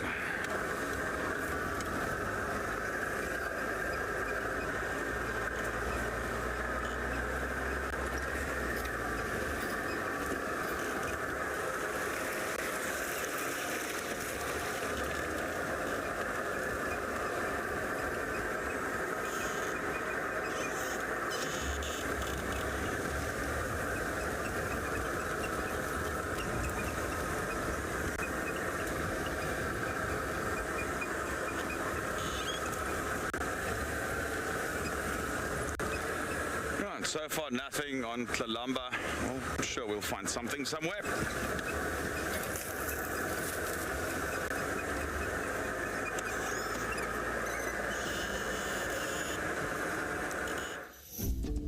Hey everyone, my name is JP. I'm one of your WildEarth eco-training bushwalk guides.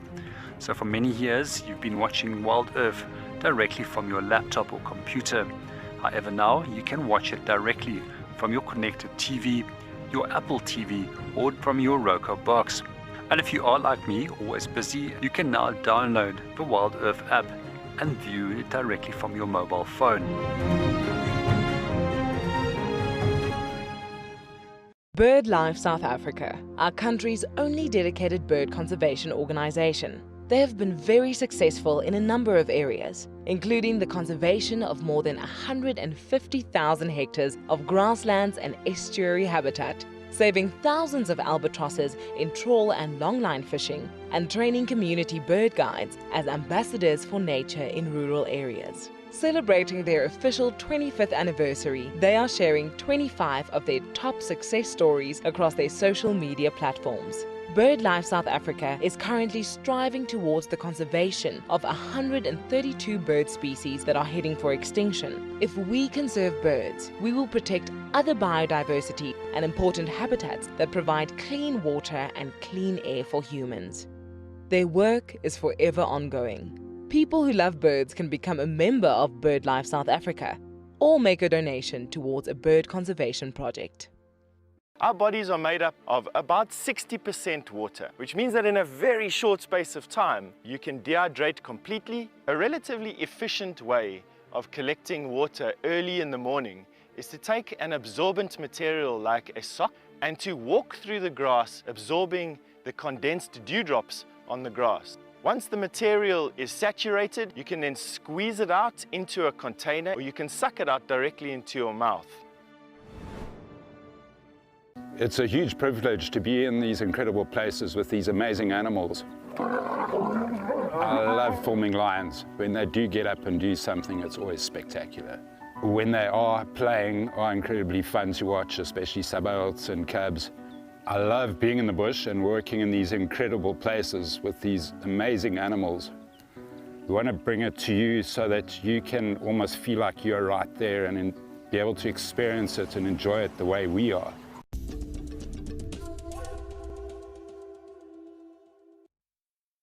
We're just playing a game of crouching tiger, hidden mongoose on this termite mound. We drove past and we could hear them chattering to one another, so I stopped and switched off.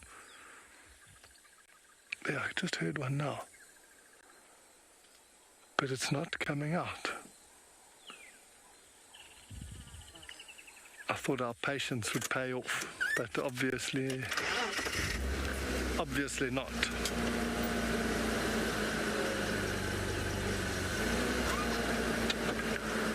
No, nothing. Well,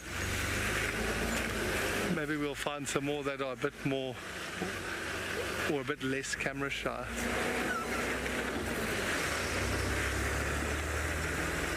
Oh, Craig, it's a long, oh, cool. It's a long process. Some of the books say the first sort of mound size would be like roughly the size of a soccer ball or medicine ball above the ground. So below the ground it would probably could be say 2 or 3 times that size, and that could take 50 years to make that size. And then you can have up to 5 subsequent queens in a mound before that colony dies out. So that tells you there how many. So you could have these mounds that are like, 200 or 250 years old before they die out. And it's the whole thing, it's like a whole organism. If the queens die and the kings die, that's it, then the colony's over. Which is absolutely amazing. There's a book that I've only read bits and pieces of, and it's by a very clever man.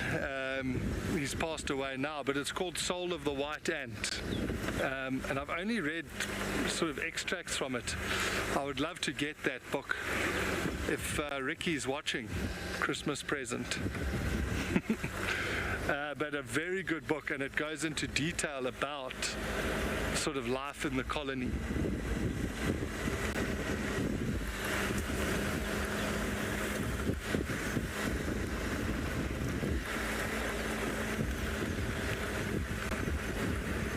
Oh, there's some there. Oh, I just saw some running into that mound.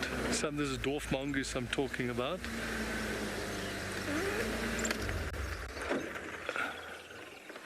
Do you see the one on the right? Yeah.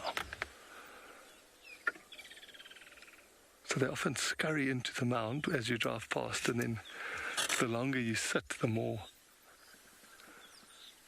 Ew, there goes another one.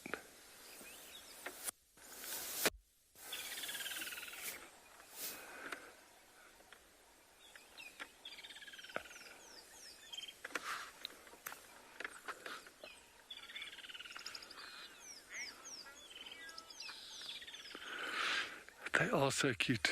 Lisa, they've got those beady little eyes, those tiny little ears, and that little sound that they make. Tick-a-tick-a-tick.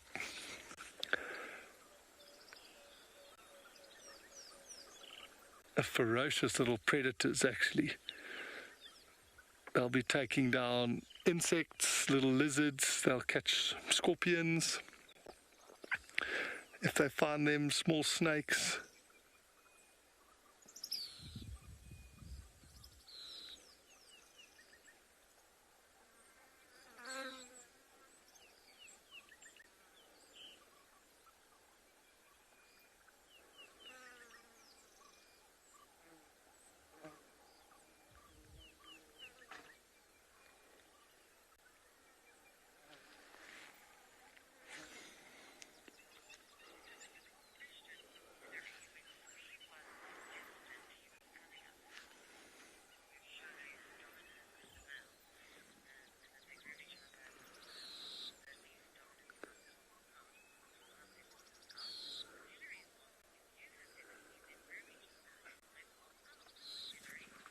Hillary, I have. It's the most ridiculous thing to see them when they do pass out. But I haven't seen it a lot. Maybe 10 or so times in my time as a guide.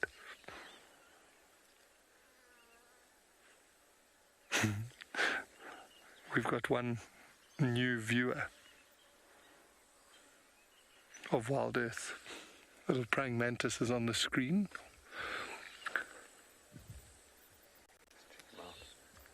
He's had enough of the dwarf mongoose now, so he's cruising off.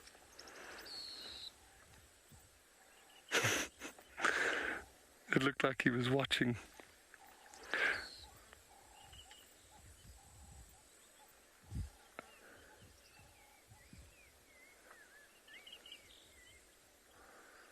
That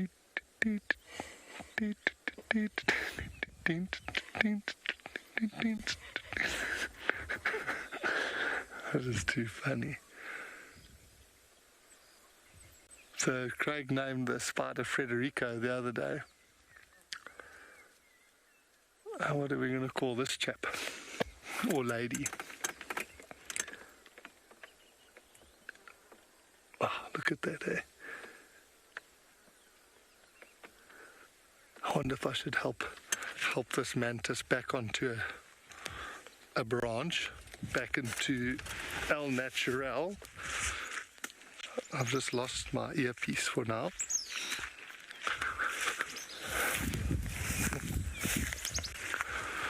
Come on, yeah. Noel reckons we should call it Francesca. Francesca, okay.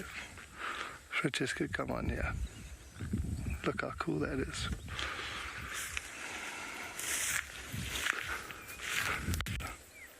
Oh, there we go. Much better. Francesca and Frederico. Okay, let's carry on. We'll leave these dwarf mongoose.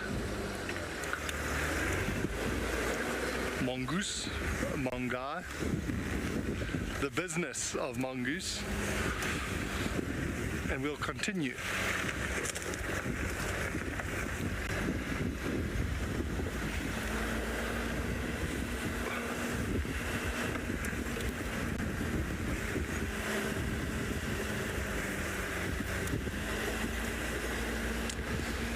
Devon, so a drainage line is... Oh, there's a squirrel going rogue across the road there. So a drainage line is like essentially a tributary to a main river. So the main one that flows through here is called the Mlawati, and then there's a number of drainage lines that flow into that. And so that's what we're referring to when we talk about a drainage line. It's like a gully. So look, this is a very good thing. So we're not far at all from Tlalamba's den site. This was bone dry 3 days ago. So since we've had that rain, this is filled up. So for her, there's water literally right by her now. And this morning, we had a quick look in that drainage, in the drainage line where the den is, and there is water inside there as well. So it's quite good for her, because I don't think there was too much water that it was going to cause trouble. But it's nice enough that there's water there so she won't have to go far to drink. So we still haven't seen any tracks. We're going to loop around one more time on this Quarry Pan Road. It's the last sort of road in this area that we're hoping to see a track of hers going back towards the den. And let's see if we get lucky. Like I said earlier, if we see a track going in, then we can poke our nose in there for a minute and just see if she's lying. If she's not lying, then we can't see anything. We'll just leave. We've been talking about it a bit the last few drives since we found them at that den. We really want to be very, very cautious around the den site and make sure that the cubs have the best chance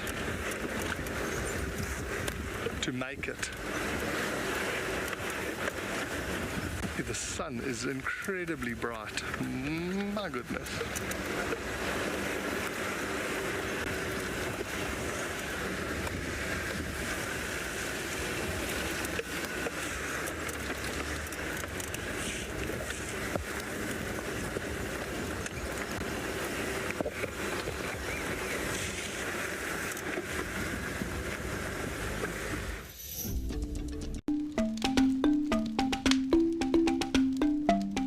Nothing beats sitting around a campfire at night whilst on safari, listening to the calls of the wild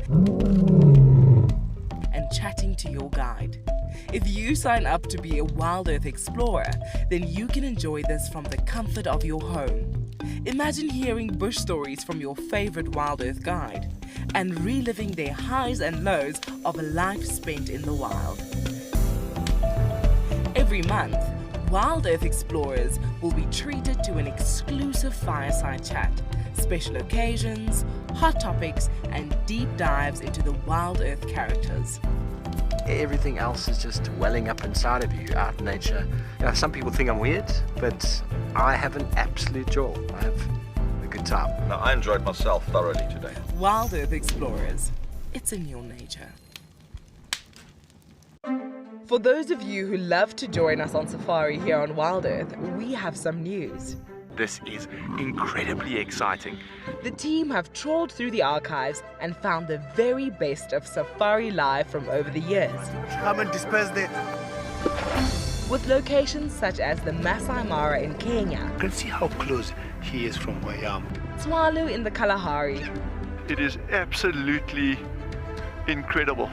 And of course Pinda and Ngala right here on our doorstep. Listen. We have hours of great entertainment that is now playing on our channel. Catch up with guides from the past and of course your favorite animal characters. It's happening. I've never seen this before. The best of Safari Live will be broadcast on WildEarth Channel daily, so jump on board and join us down memory lane. Times for this brand new series are on our website.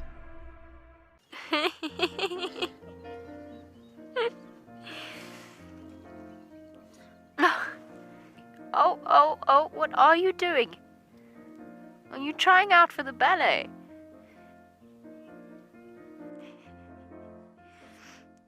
Now it's an itchy bottom. Up we get. Mom's coming. Everybody's moving off.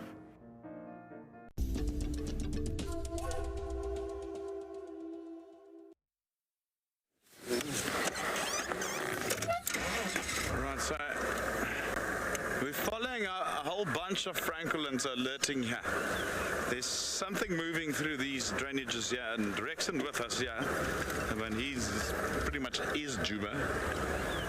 I mean, a man who spent years here. He reckons that those alarm calls are not just your normal alarm calls, and the way they've been moving, we could hear them here, and now they sort of move from a group of francolins could suggest potentially a cat. So we're going to try and see. We're going to go up this road and just listen out. If we can pinpoint the alarm calls, we can potentially see. And I'm just following Rexon's sort of directions here.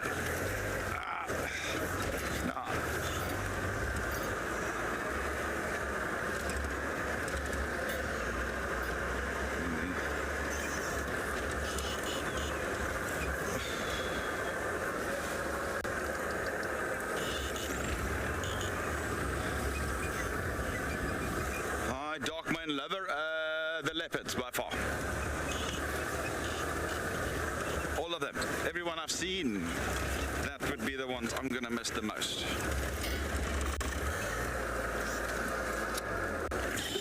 Just gonna listen out here quickly.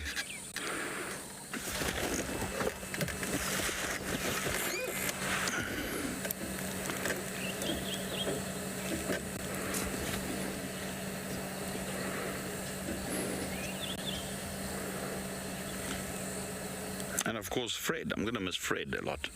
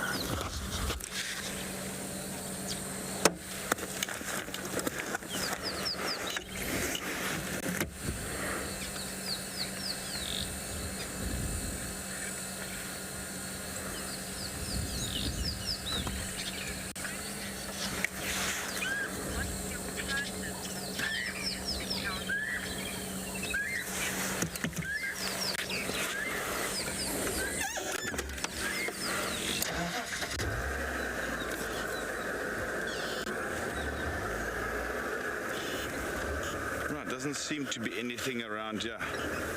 And those alarm calls were rather intense, but they've stopped now, so not sure what it was. It sounded very promising.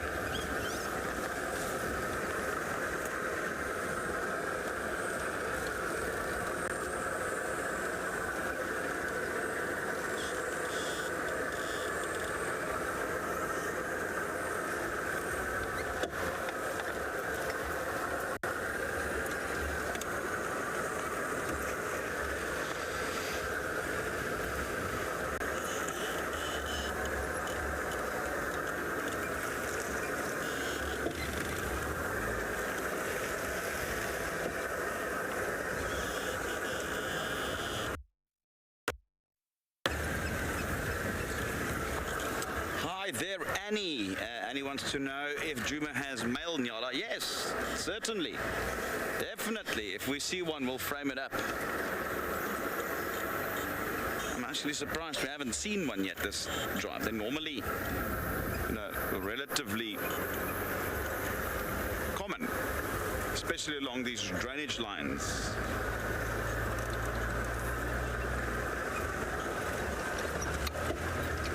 Very handsome antelope, one of my favorites as well.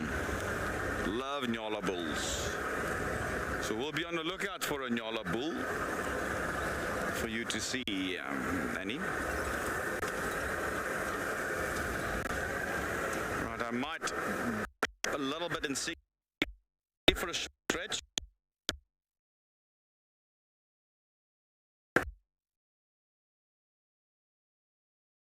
John T, while I through this bad signal patch.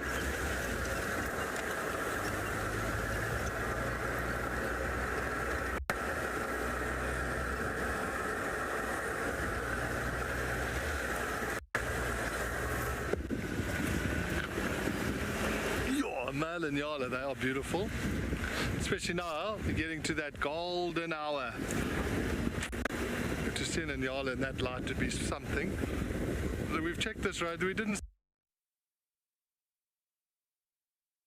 see any tracks that we could notice of Tlelamba heading into the den, so we'll leave that area to itself. Let's go to a different area. We're tossing up between Buffelshoek Dam or Chitwa Dam. Chitwa's been quiet for a couple days. It's about time something kicked off there again. So perhaps we'll just go and make it kick off this afternoon. Oh, no ways. Here he comes. We're going to get a brief view of the world's tallest man.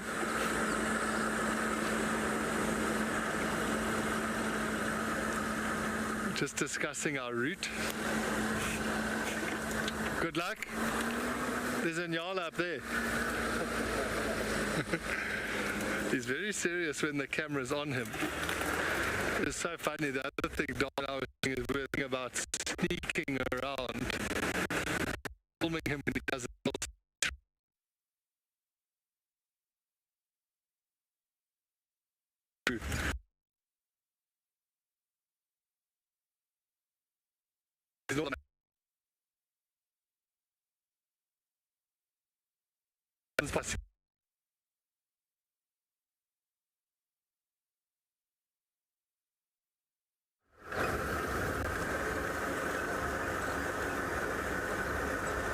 Okay, John T, I got that.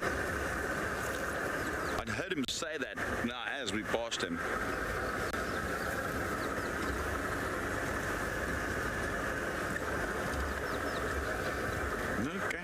Okay, we'll see. Wait until we get back to camp. See what the world's tallest man can actually do.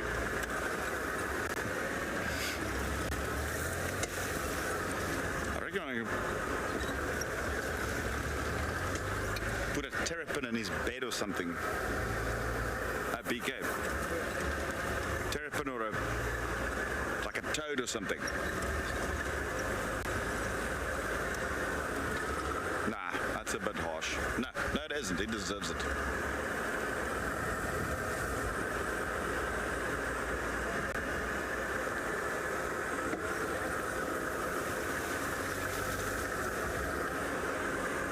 we can do. I know exactly what we can do. They're going to be busy with something tonight. And then we can eat all his food or hide it until he apologizes. How about that?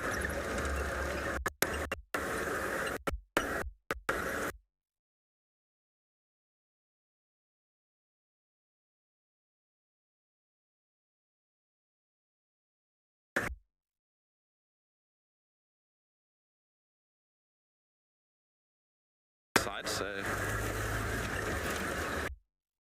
and hide his food. They'll see him cry like a little girl.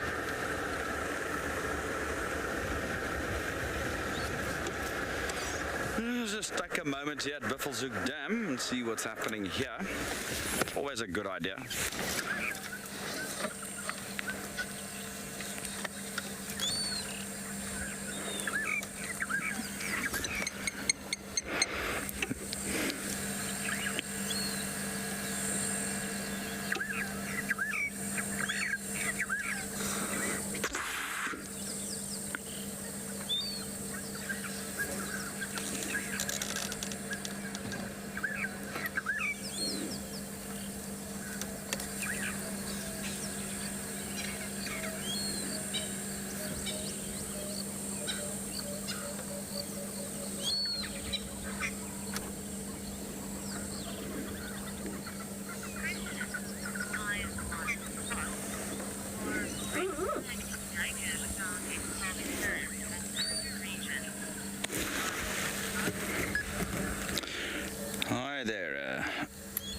On spots, red-flanked duiker are not found here.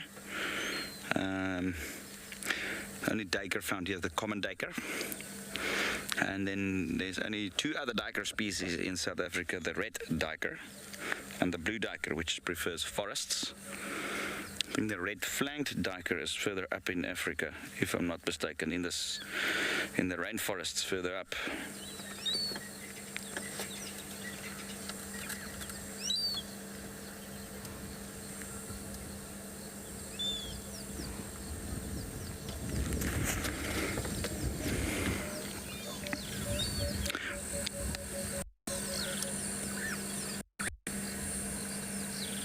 A red duiker mostly along our coastal.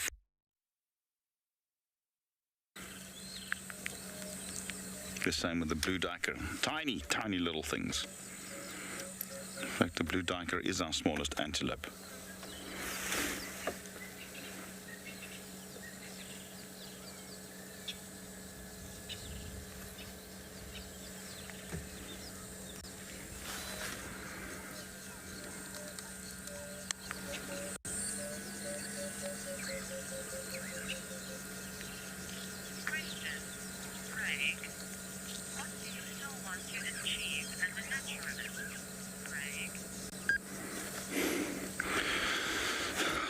Craig, well, the only thing that's really left for me, it's about family now and looking after them. So that's building my business out and my own personal brand as a private guide. So and making sure that that part of life it gets looked after now. I'm always looking to study more things and topics and so forth, but yeah, my main focus is pretty much getting all my things, in a row from that perspective.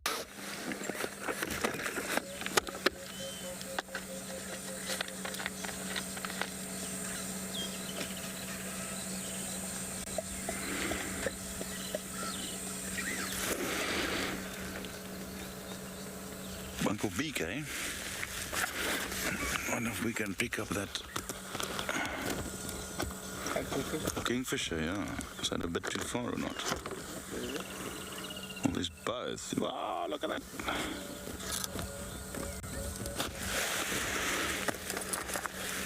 Okay, woodlands. Oh, beautiful opening wing display there. But that's not the one I'm trying to look at. There we go. And that is a female. You see those little two back bands on the chest there, almost like a bikini top. So the male will have an extra band. It will look like more like a bow tie.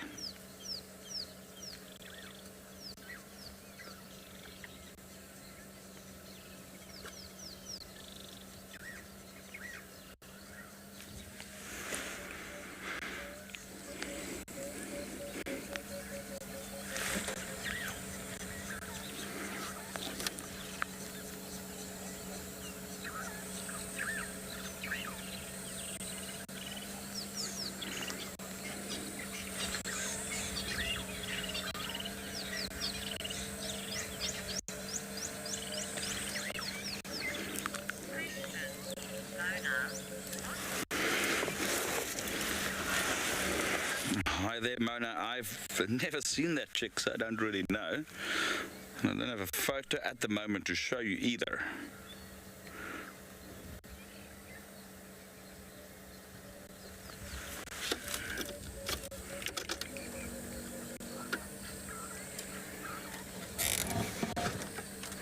I'll try and see if I can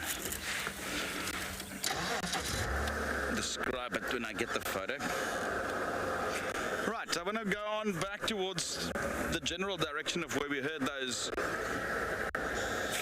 spurfowl alarming. Maybe we can still scratch a little bit of spots out of this remainder of this safari. Still some very good time left.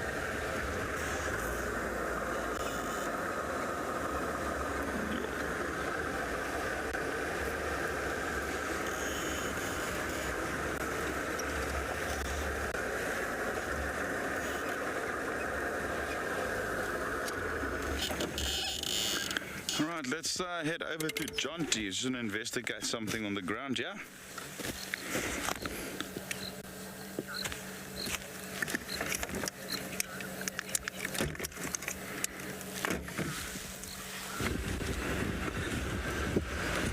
Ooh, I wonder what Chris has found there. Shame, he mustn't be so modest. Obviously, family time is hugely important. And focusing on your family, but he's being very modest. I heard him practicing his ABCs the other night in his room, and he was very good. And I actually even saw him, he tied his shoelaces for the first time.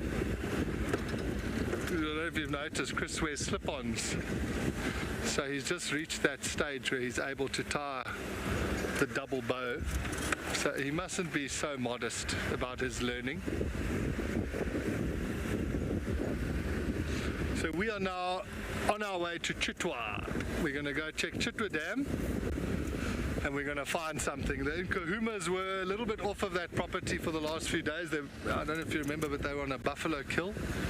So we're hoping it's time for someone to come back, maybe hang out on that dam wall.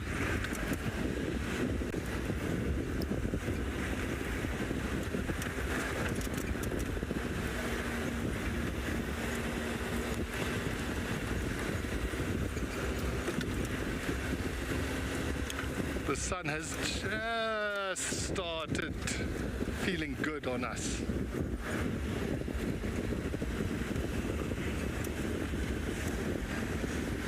Yankov, any stories with snakes? Many.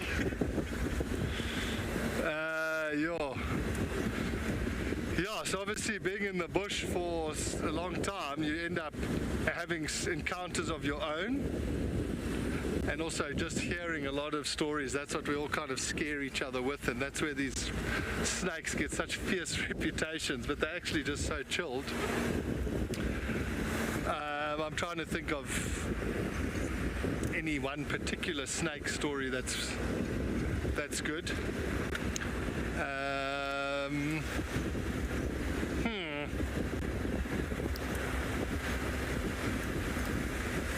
So I remember once standing with my brother overlooking, there was a place on this small property that had a crocodile. We called it Croc Pools. Very original name. There was a pool of water in the river and there were crocodiles in there. And we were standing looking down for crocodile. And David just said, he said Jonathan, which is the moment I knew it was serious, otherwise he would have called me John T. He said, Jonathan, don't move. And so like the only thing, I was standing dead still with him next to me, and just our eyeballs were moving. But a black mamba had come out from, I can't remember if it was a log or like a hole in the bank, and it went over his feet, over my foot, and went down the bank.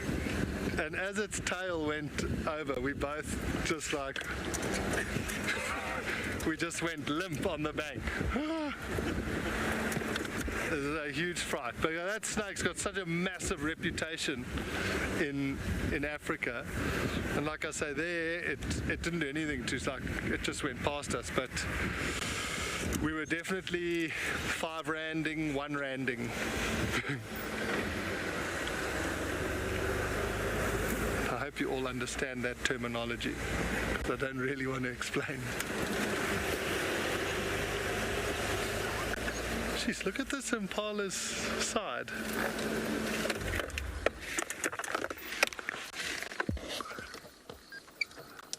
Damn, look at that.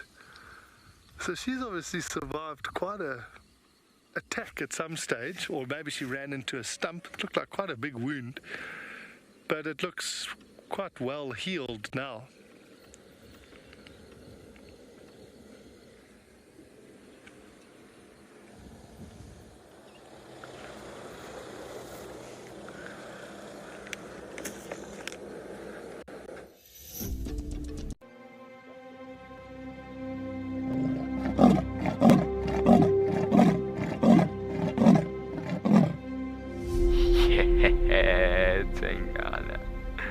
That's my boy.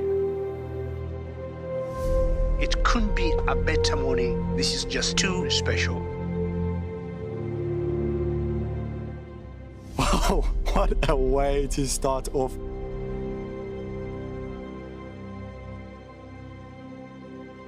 Bright colors, and it attracts the insect to the flower, which is exactly what we're watching right now. This is so exciting.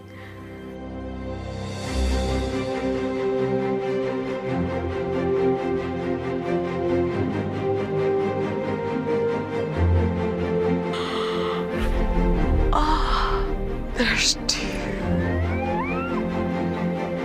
Hello, Mama. It's all good. Hi. Hi. The smallest baby black-backed jackal I have seen in the wild. Look how full the belly is. It is so incredible to spend this time so close to an African penguin. They just make me feel alive. That is incredibly sweet. Grooming each other. Play is vital. This is how they learn. This is how they would tackle prey. There you go, there you go. There you go, there you go. Heart is pumping right now. Look at this, everybody. We got a live kill. There's nowhere to go. It's just such an incredible privilege to be out here. It just keeps on delivering.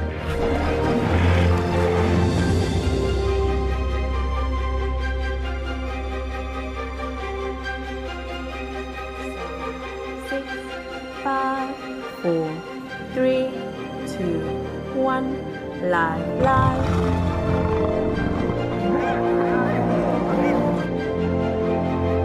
There she goes, going for the youngster. She got it.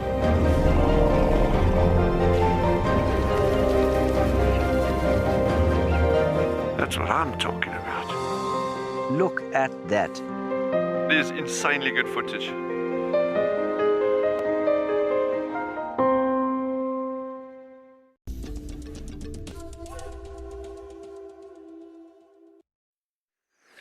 We've just been spending a little bit of time with this herd of impala. There was one female, she's turned now, but she had quite a big wound on her side, which had healed quite well.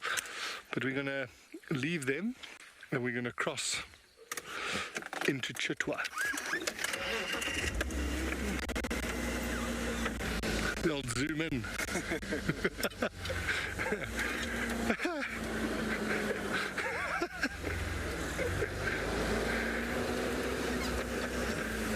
So we're about to cross over the boundary as we speak onto Chitwa.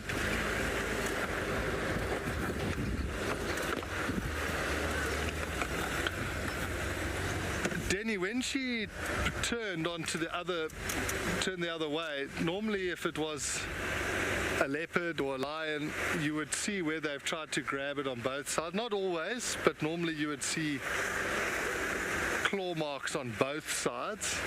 So she might have run into a tree stump, you know, a branch.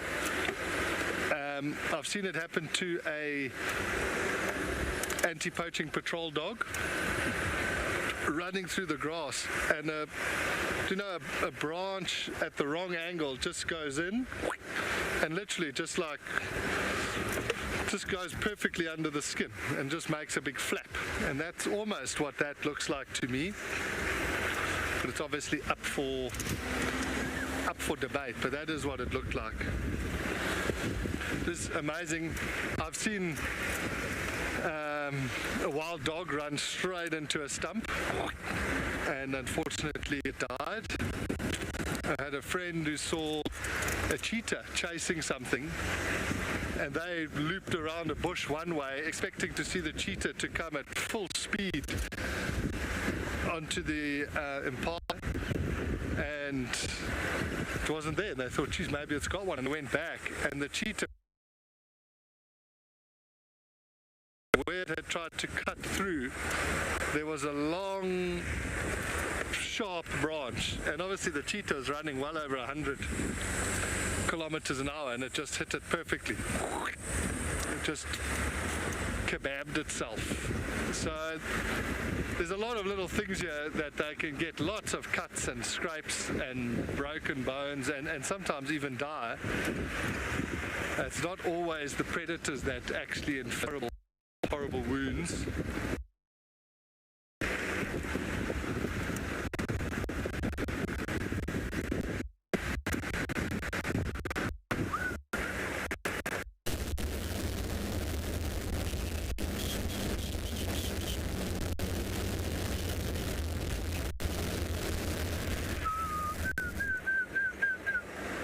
Love that sound of the Deirdre's cuckoo.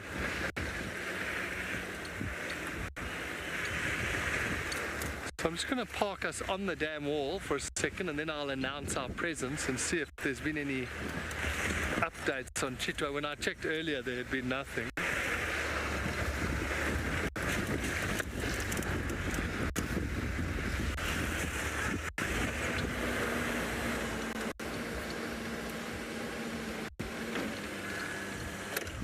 It is really pretty light at the moment.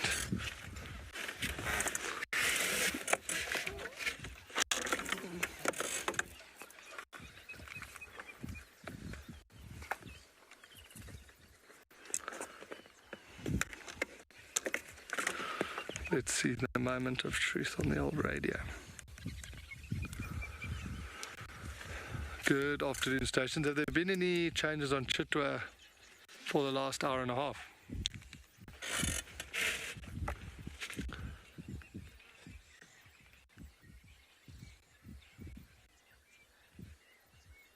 We need a Rolo to make an appearance.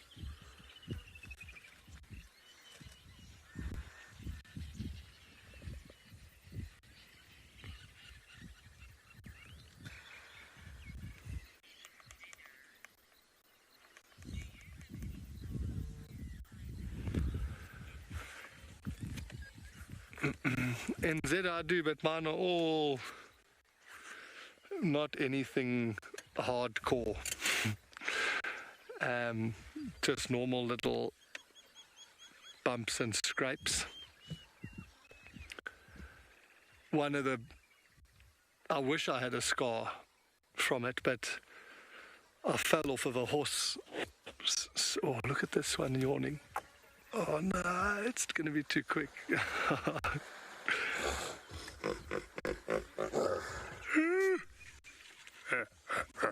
And there's Aurora made an appearance now. But Yeah, I was riding a horse with my brother, and we had rescued 2 thoroughbred race horses from the track. These people were just going to, I think they were probably going to make their way to the lion park, and we thought, no, we'll rescue these things. And they said to us, just put them in a paddock, let them settle down for 2 or 3 weeks, and then start riding them. I think we waited 2 or 3 hours, and then we thought we were going to let them out.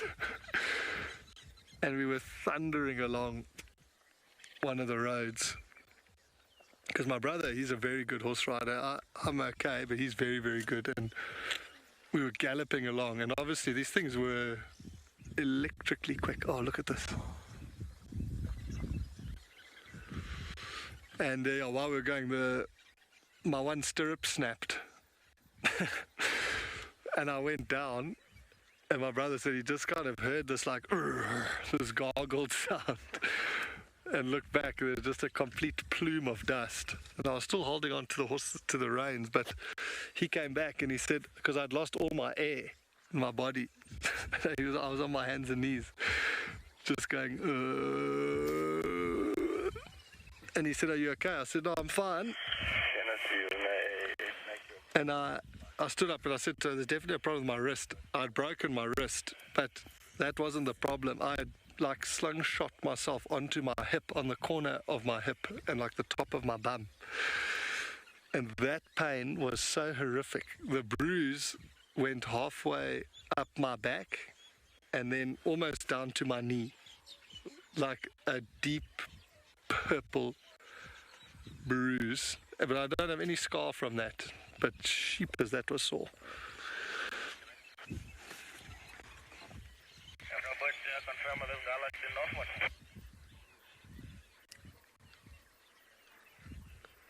So I'm just listening, the radio sprung to life now.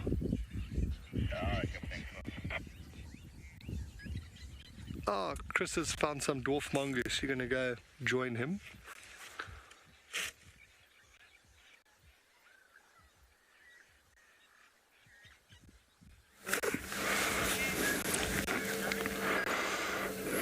There we go. Finally a predator, and the smallest one around, that is. Or rather the smallest mammal predator. Always a treat to watch, eh?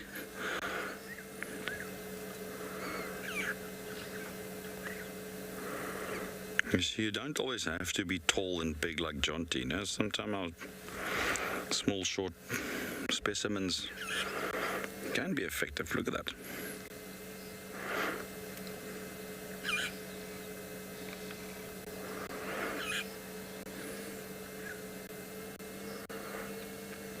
Like they say, you don't have to work hard, you just have to work smart.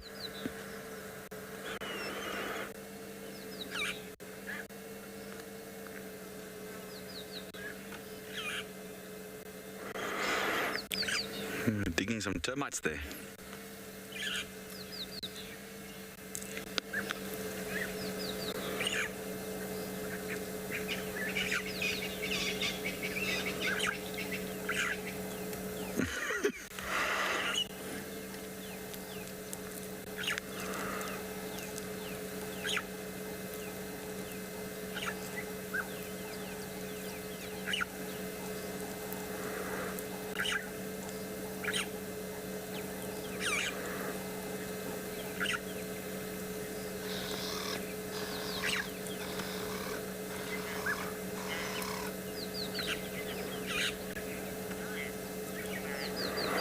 Hi there, bears. Oh, they eat such a lot of things. Termites, as we see here, they dig around a lot for insects, worms, grubs, larvae of beetles.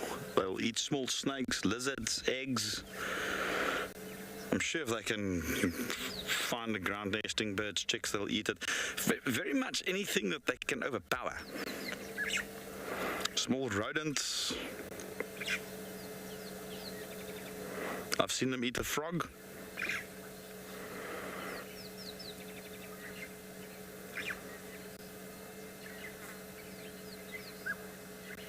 Oh, that's so cute, eh? And they're tiny. They're about the size of a sort of average rat. Perhaps even smaller than that.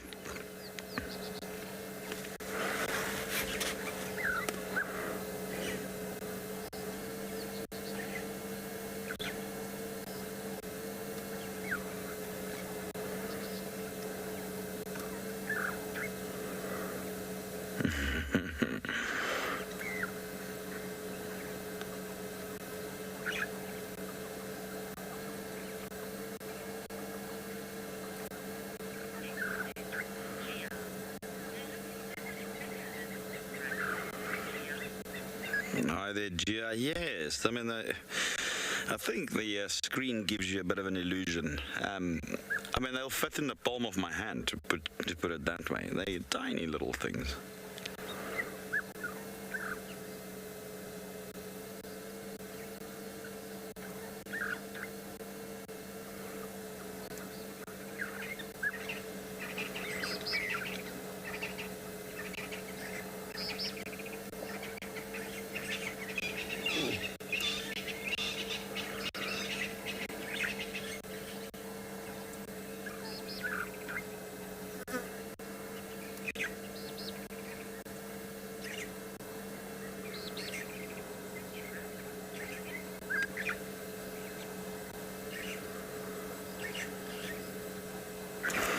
Really entertaining.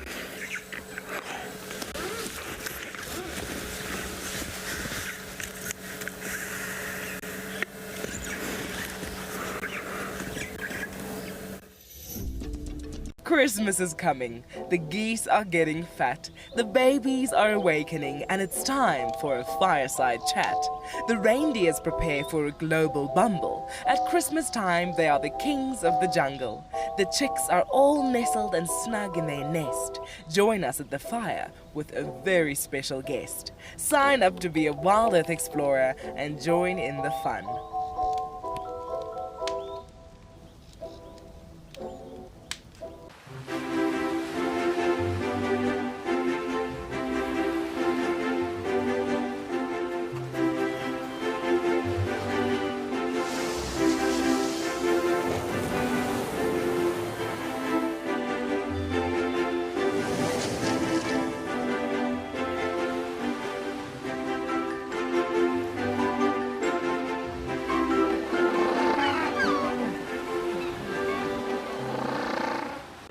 There is clearly something in the vicinity around you that's drawn their attention. Yes, that meerkat in the tree is just the coolest of cool meerkats. But watch how he battles when he comes down. That would be like me climbing a tree, just better.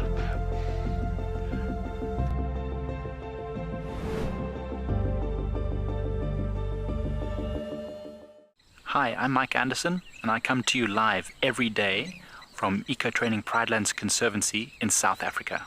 The wild animal I think is most underrated. I think buffaloes are the most underrated. They're so tenacious and ferocious, and also very, very protective of each other, which I find incredible. You know, sometimes people think of the big five, they just think of lions and leopards and other big animals, but I think buffaloes are pretty underrated. Catch up with the guides daily here on WildEarth. My name is David, and I love being a cam op because you get a front row seat to all the best sightings that WildEarth has to offer. Sharing it with everyone else, well, that's a perk too. What makes the WildEarth experience magical? Well, it has to be the fact that it's live and interactive. The sighting that'll be ingrained in my brain for life, watching a lioness kill 3 wildebeest during the migration in the space of about 20 minutes. My spirit animal, that has to be a monkey.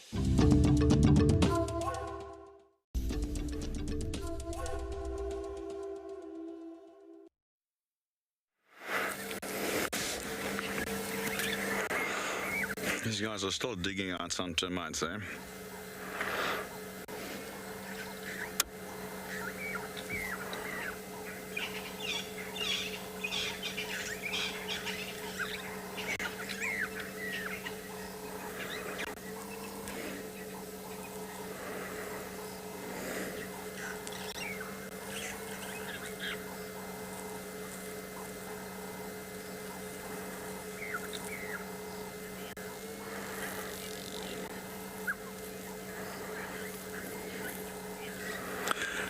Bolivia, yes. I've seen fights between neighboring groups of dwarf mongoose. So as a group, they'll have a territory and they'll defend it heavily against neighboring groups. I've seen a bit of a bash up between different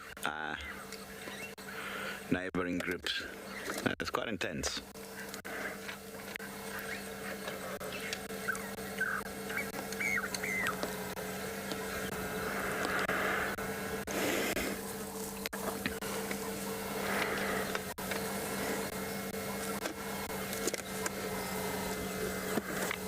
It's pretty, eh?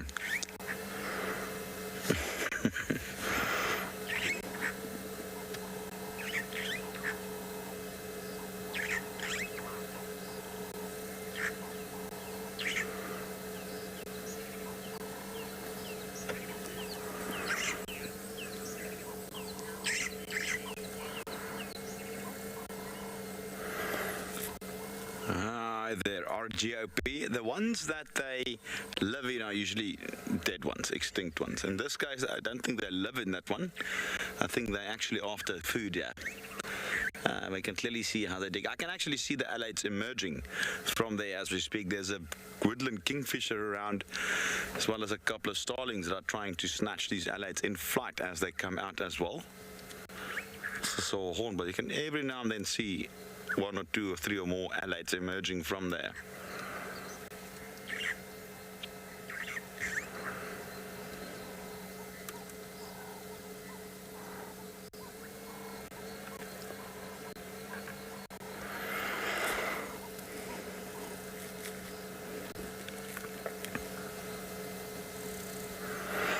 Here's one of the two kingfishers that's around here trying to eat these alates.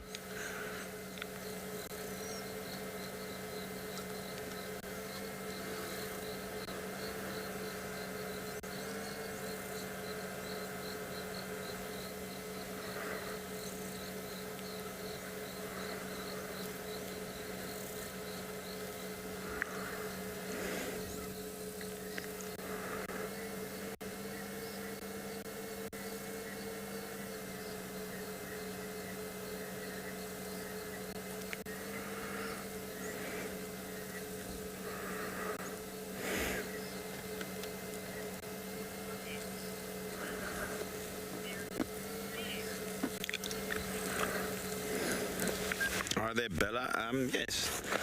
For such a small animal, quite an intense stare, isn't it?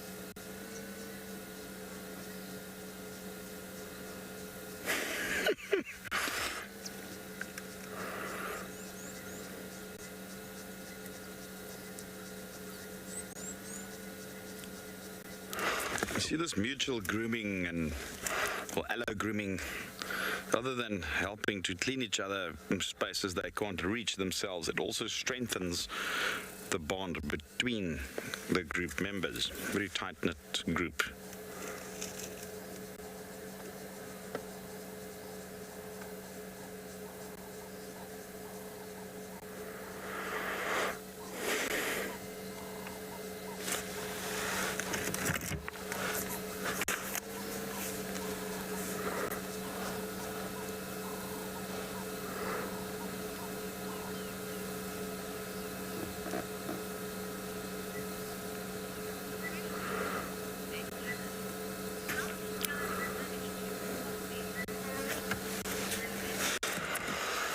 Hi Benjamin, being years in the bush, you tend to pick up any movement, small movement, large movements. It's more the movement actually. I mean, that's more or less what we see with the naked eye. And you drive around, you just see the movement, and that prompts you to sort of look closer in that direction. And then as you stop and look, then you'll actually see them.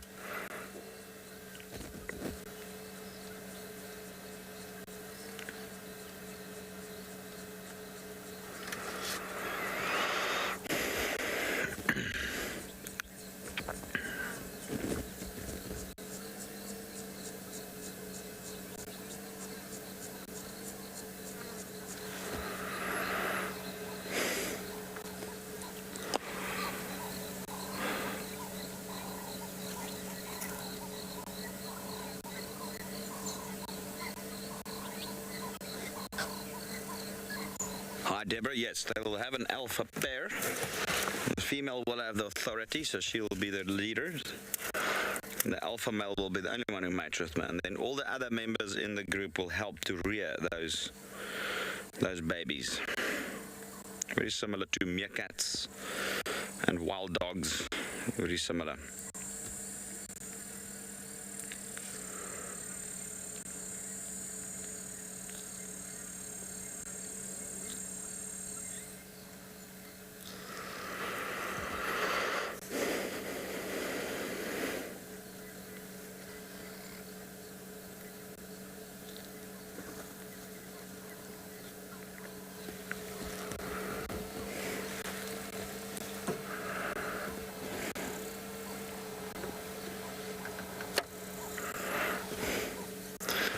We're probably going to start moving on. I'm going to try and use this last little bit of light.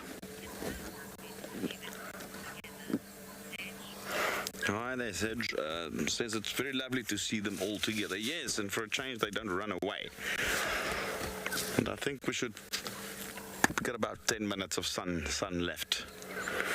We're probably going to continue and see if we can't smack that last minute leopard.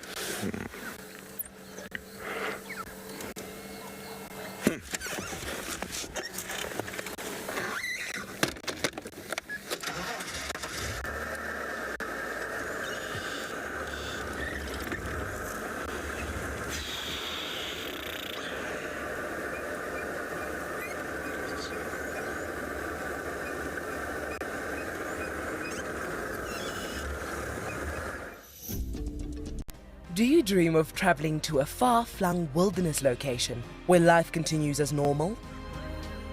A place where you can escape to nature and breathe. If you become a WildEarth explorer, then this could soon become a reality. Subscribe today and stand a chance to win regular travel prizes. WildEarth Explorers, it's in your nature. Cape Nature is the chief custodian of the Western Cape of South Africa's natural environment.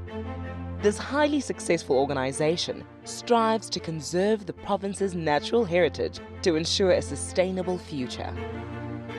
Besides nurturing nature, Cape Nature offers an authentic ecotourism experience to local and international visitors. And one of these experiences is walking amongst the penguins at Stony Point, or as we know it, Penguin Beach. WildEarth broadcasts live from here every day and is very privileged to be partnered with Cape Nature, who have focused their conservation efforts here. If you want to visit these iconic black and white African penguins for yourself, then head over to our website to find out more. Cape Nature. Conserve, explore, experience. So there we go, look. All three in one frame. Look at that, isn't that cool? Oh, that is so special. That is exactly what we had been hoping for, is all three of them to come together and make the perfect little family portrait.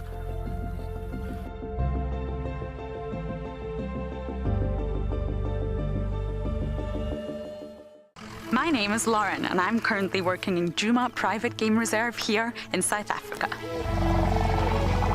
I love answering your questions during the live safaris. It's my favorite part. It feels like you're on the vehicle with me and I'm able to teach you exactly what you want to know. If you want to ask a question on WildEarth, then you need to register on our website. Once registered, you must go to the live safari page and ask your question below the live feed.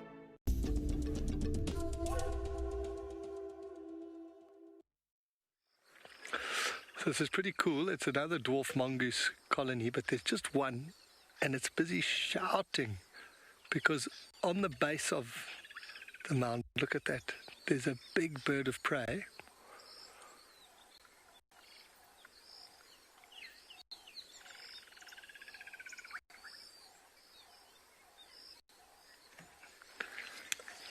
At first when we saw it, we thought it had caught a mongoose.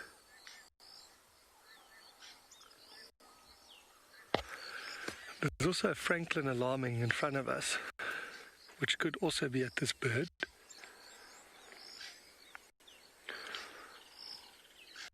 So is anybody wanting to hazard a guess? Or if you don't want to guess, you can try. You can tell us exactly what you think it is.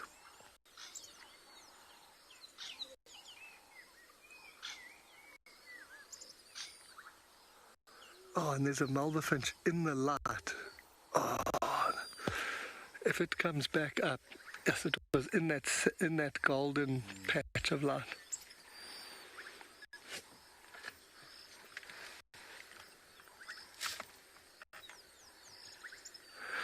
Oh, sorry, I said Malvafinch. It's a green-winged petilia. It landed just behind this eagle, but now it's at the base. It was in the sun. You know, the colour was popping.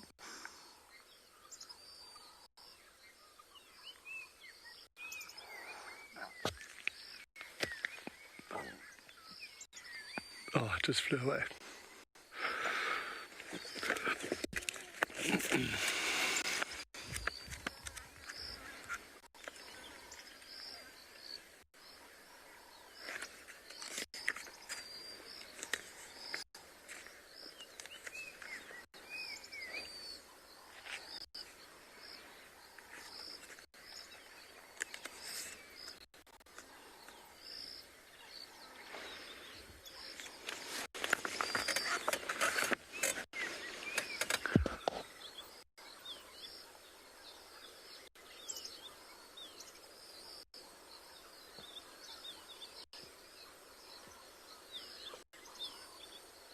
Almost looks like it's just taking in a bit of the side of the mound there, a bit of geophagy, maybe getting some minerals.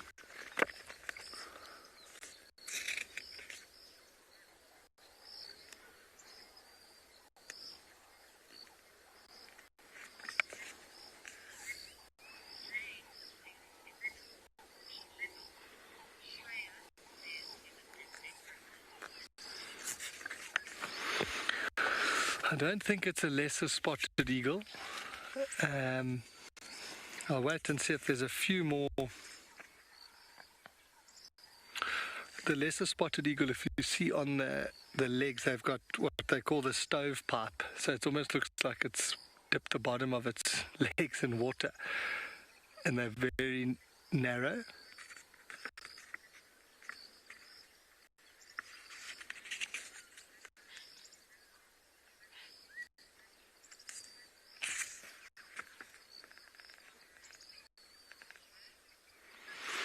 So, Andre, if it was a Wahlberg's eagle, it would have that quite, I mean, we're seeing it pretty nicely, so it would have that little crest at the back of the head.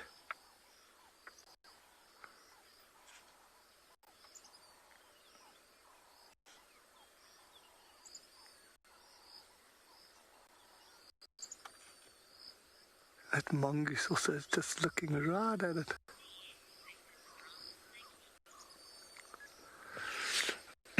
So Chantal, the brown snake eagle would have a much bigger, rounder head, and it's got that bright, bright yellow eye. If it was an adult tawny eagle, it would have a yellow eye.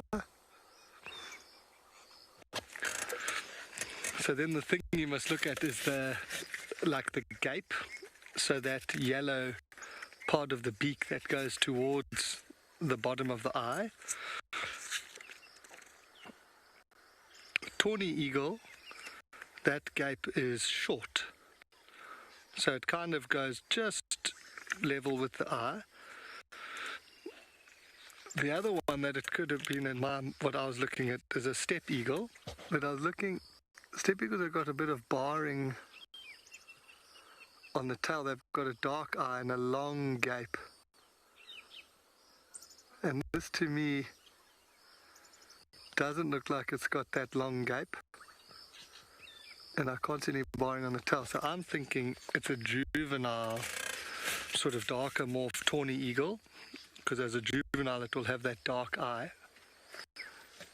I'll show you, let me just move this, I'll show you in the book here. So this is the tawny eagles, and obviously this is just some of the variations. On some of the apps you get much better photos. So on my app there's a picture of a dark morph tawny with the dark eye. So that's what I think it was. I'm going to show you a picture of, I'm just going to turn here. So you see this is the steppe eagle.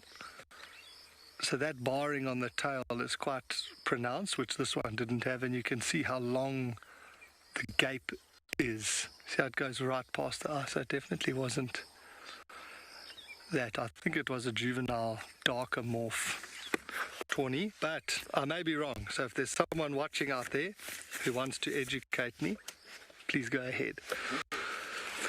Okay, but that was so cool to have that little mongoose there during that whole little thing, just shouting.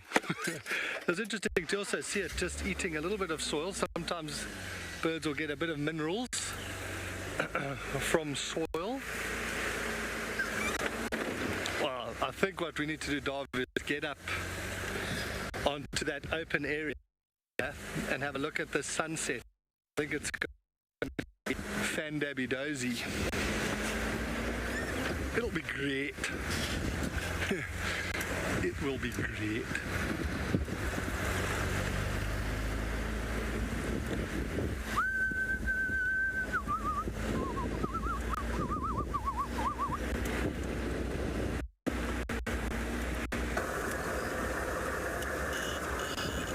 Oh, it's going to be good. We've got a few minutes to get there. But it looks like the sunset's going to be a real doozy. Yes, this gosh, socks is so hard.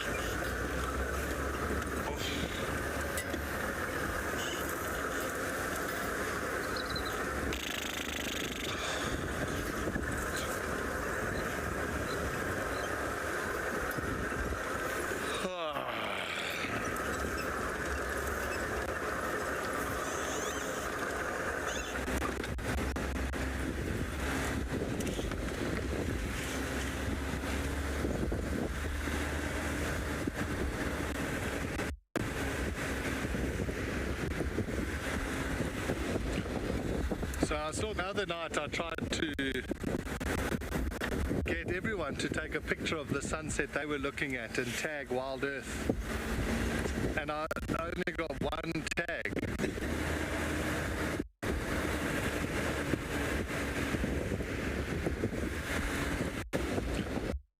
So I saw the other night I tried to get everyone to take a picture of the sunset they were looking at and tag WildEarth. And I only got one tag. So, should we try it again? I know I've only got one or two friends. But come on.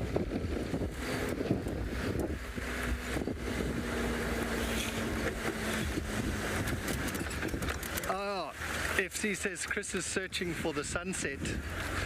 Just let him know it will be in the west.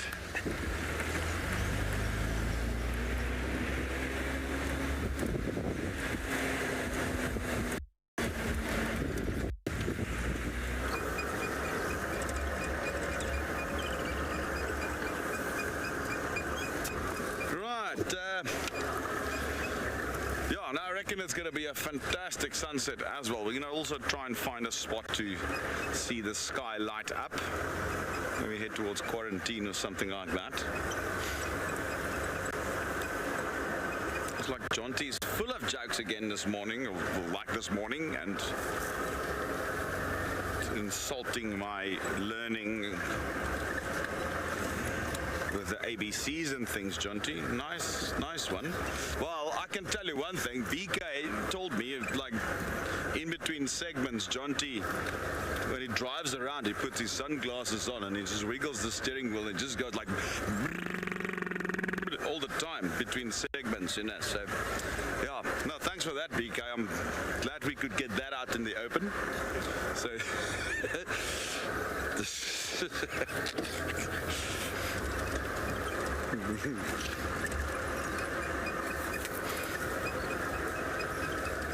PK says he does all sorts of funny things, talks to himself, and well, in between segments. So we'll have to have you checked, Jonty, definitely. There's something not well there.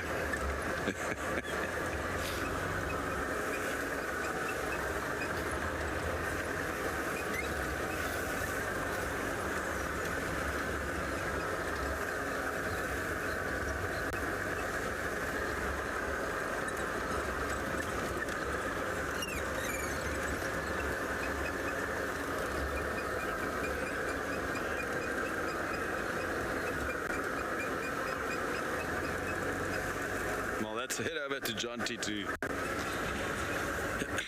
to see his sunset spot, and while we're looking for ours.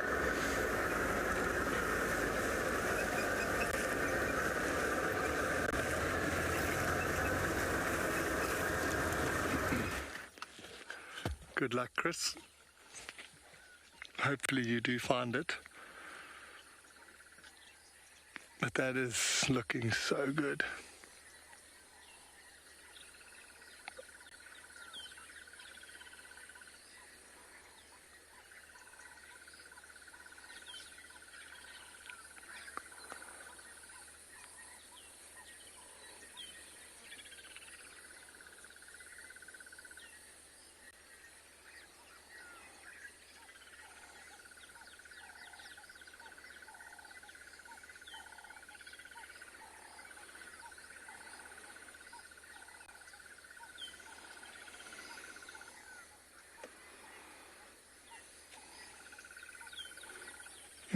Beautiful there with that crested barbet calling in the background.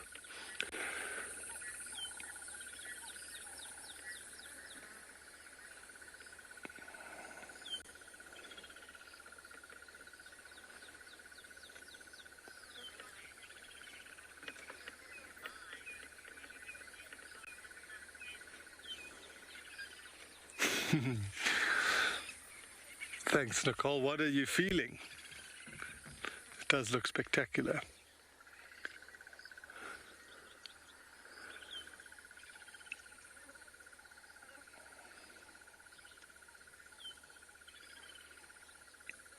The light coming off the edge of that cloud is amazing, eh?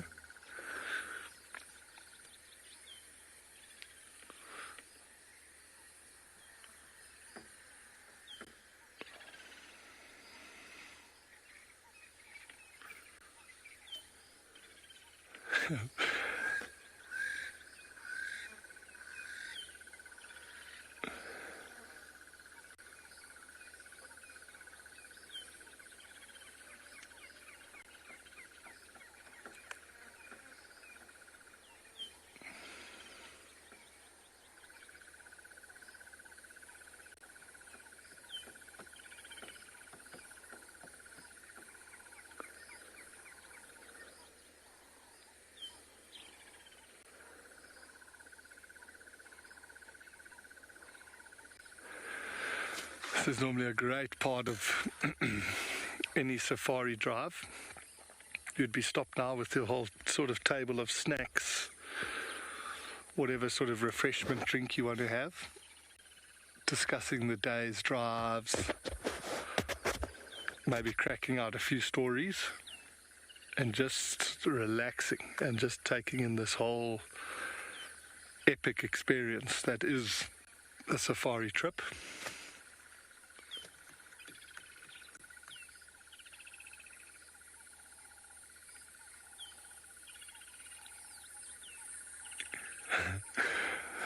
So some of the best anecdotes and stories come out at this.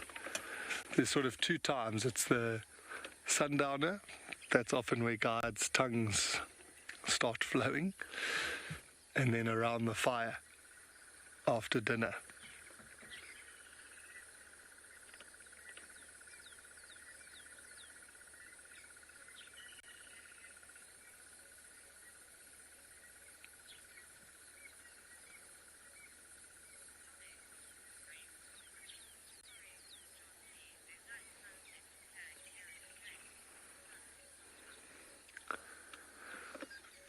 Our raindrop, that's not a problem. Just take a picture when it does set. It's amazing how that we're watching this, like the sort of, it's 10 minutes until the sun actually sets. Obviously that big cloud is making this beautiful view, but in Cape Town, this is still a while. What time is the sun setting there now? After 7. Really? 7:30. That's crazy.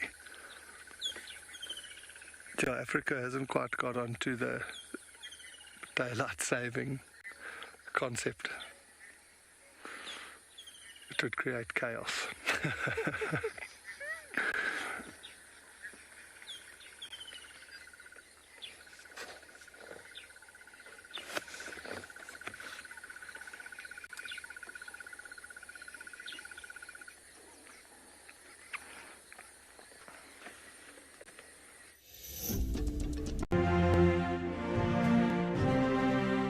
If I could take you on safari all day and all night, I would. But unfortunately, it's not always the best time to see the animals. Now, in between safaris, you can watch the WildEarth Channel with loads of extra shows. If you have a connected television, Apple TV or Roku box, then download the WildEarth app, and if not, then just find it on the App Store on your phone. Wildlife trafficking remains a growing problem in South Africa, and often made worse by the way the media portray this complex issue. The Wildlife and Environment Society of South Africa, WESA, have recently embarked on a program whereby they train reporters to better tell stories of wildlife trafficking. In my community, wildlife conservation is mostly something other people do, and I would like to change that. My name is Iman Singli. I told people I met that the pangolin is one of the most trafficked animals on the planet. But what is a pangolin, they said? Why is it in danger? This is what made me decide that the pangolin story must be told. If we are to play a part in preventing the extinction of this animal, then we must all be part of the battle. A partnership between WWF South Africa and WESA, supported by USAID. Hello, boy. You are a monster. And he's coming right up to us. Hello, boy. Oh, settle down. Settle down. He is very, very close. He's pushing his trunk against the car. You can feel the car moving. Hey, hey, hey, hey. Stop that. Expect the unexpected here on WildEarth daily. My favorite animal is a leopard, purely because I just think they are just the epitome of feline grace and power, and the way they can move about in any environment and remain hidden until they want to be seen, I just find it incredibly intoxicating, and they're amazingly beautiful.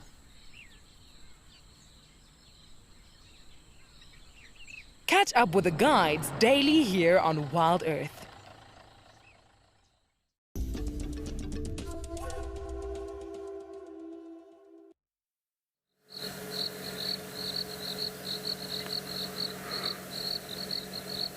Isn't that absolutely gorgeous?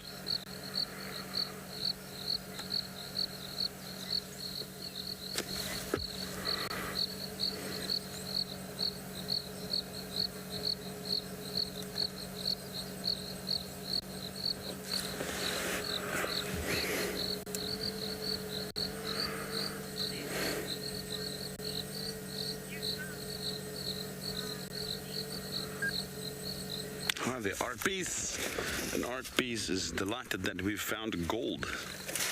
Yeah, that is beautiful. That is truly arguably the best sunset we've had in some time. Not that the others were not good, but this was really spectacular.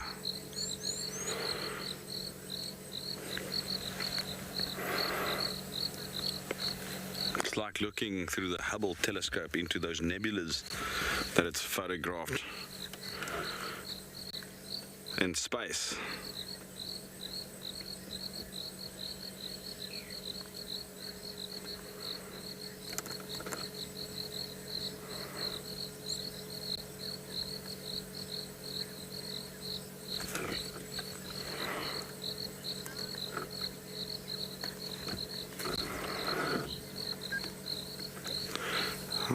Jenny, and Jenny says the sounds of the crickets is pure magic. Hi, Jenny, indeed. Wait until a little bit later. It gets more intense.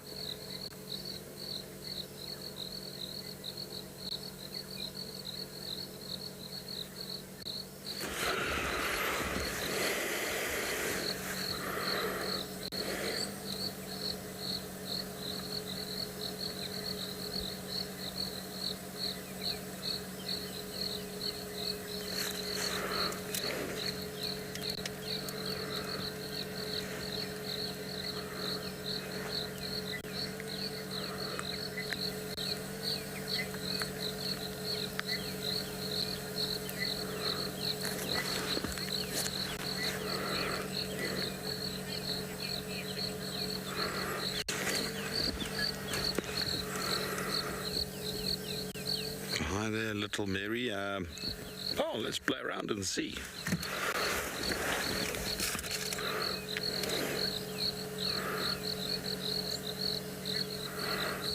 Let's look around what can come up.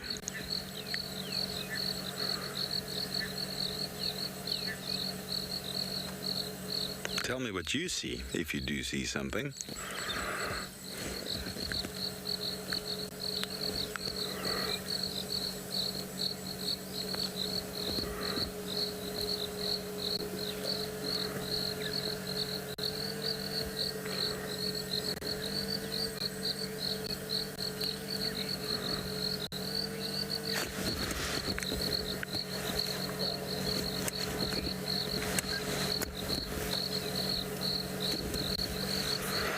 Yeah, Katari said she's got a rhino there.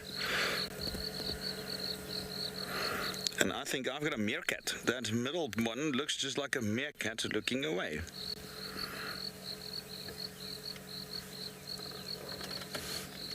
Look like a meerkat looking away from us. Like the back of a meerkat standing upright. Just the torso and the head.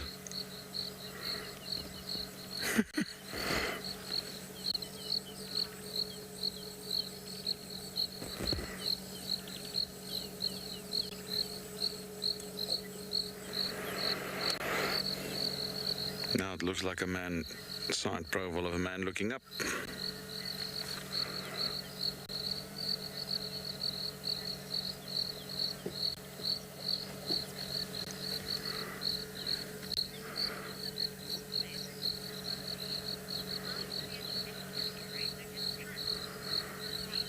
Tundi sees an elephant raising its trunk. Yeah, there we go.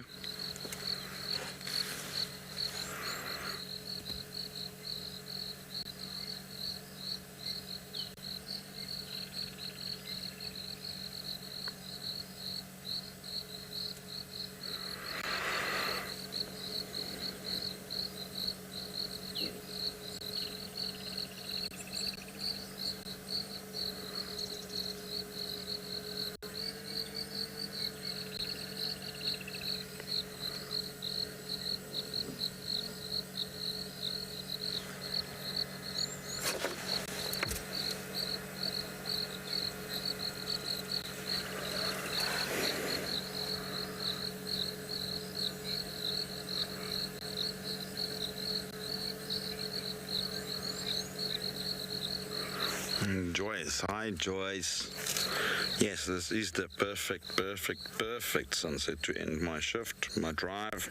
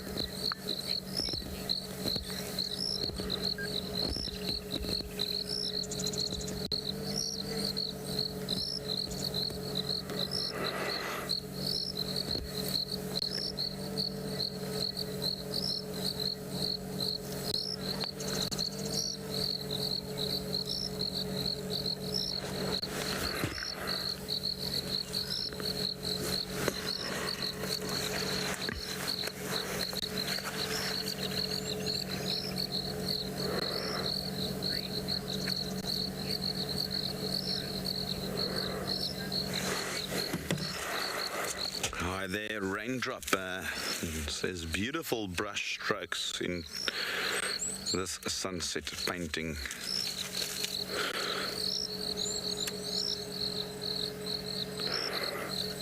Actual fact, I put on a few sunsets on Instagram the other day, and my mother-in-law actually asked me for a few of them. She wanted to use them as a reference also to paint a few sunsets, and I said, well, now please, you can use them by all means.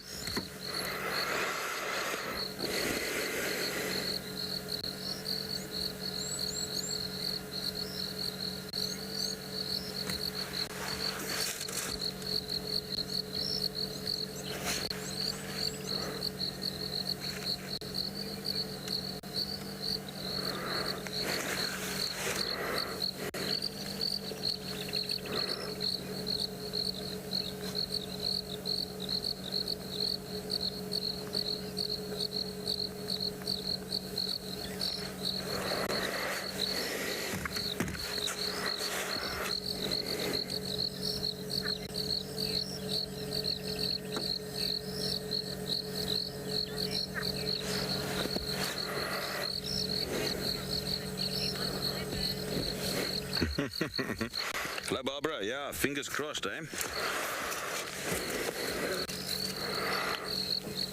Yeah, we got about 50 minutes, 5-0, to find it. Maybe we should slowly but surely get going and see if we can perhaps find one. Oh, that is just so gorgeous.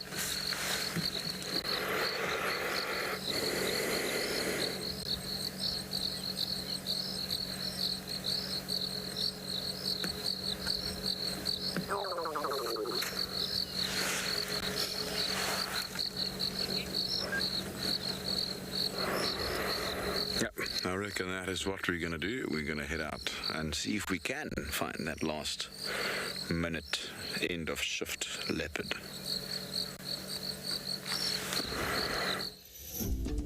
Christmas is coming. The geese are getting fat. The babies are awakening, and it's time for a fireside chat. The reindeers prepare for a global bumble. At Christmas time, they are the kings of the jungle. The chicks are all nestled and snug in their nest. Join us at the fire with a very special guest. Sign up to be a WildEarth explorer and join in the fun.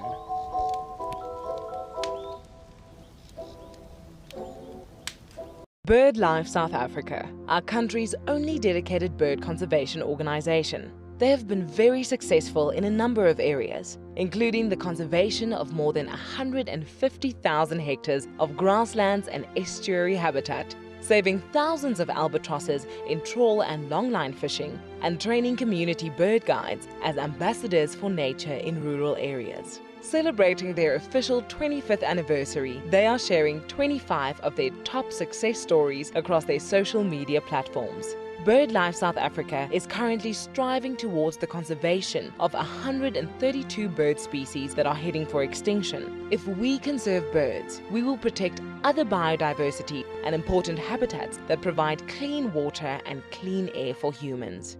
Their work is forever ongoing. People who love birds can become a member of BirdLife South Africa or make a donation towards a bird conservation project. Guys, just watch what's happening. See, watch the elephants, watch the lions. See, the first ones to run are the cubs. Can you see them? They are right here. I'm not sure how scared you were, but I was quite nervous. But absolutely incredible. Expect the unexpected here on WildEarth daily. I am an outdoor photographer, a wildlife filmmaker, and a conservation storyteller. Penguin Beach is going to offer us this really unique opportunity to watch and pick up on the smallest of details in the penguins' lives. It's going to allow us the time to really get to know these penguins well, get to know their story, and get to interpret the little finer details and share that with you with a live TV show and get you to fall in love with penguins.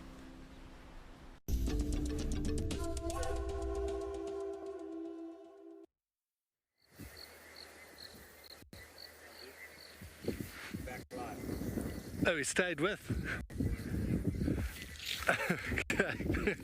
So, yeah, I'm just thought I'd jump up here and enjoy this beautiful moment, the sun going down. I don't know, maybe we should do like a fast 5. If you hit me with questions that I must answer quickly while I'm sitting up here. But it really is just such a great sunset. It comes right over the top of us. Even far in the north there's some clouds being lit up. It's really, really good. I can see the Drakensberg Mountains through the trees where my little family is settling down for the night. So tomorrow, this time I'll be there, which is so good. On baby duty.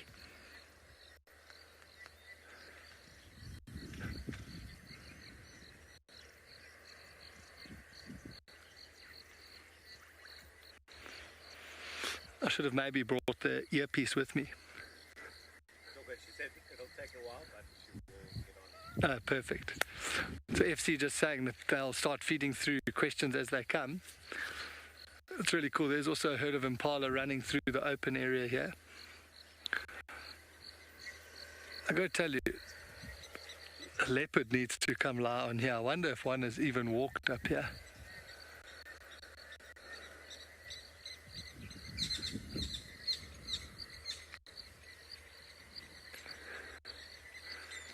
It's beautiful. Looks like a Wahlberg's eagle just flew past. Yeah, I wonder if a leopard has come up here. I was sitting looking to see if I could see any like claw marks, but this would be such an easy thing for a leopard to climb. You wouldn't necessarily see claw marks coming up the tree, but what you might see is, you know, sometimes when they stretch and scratch like that, you might see some of that. I don't know if this was maybe some here, but like a leopard silhouette here, pure gold.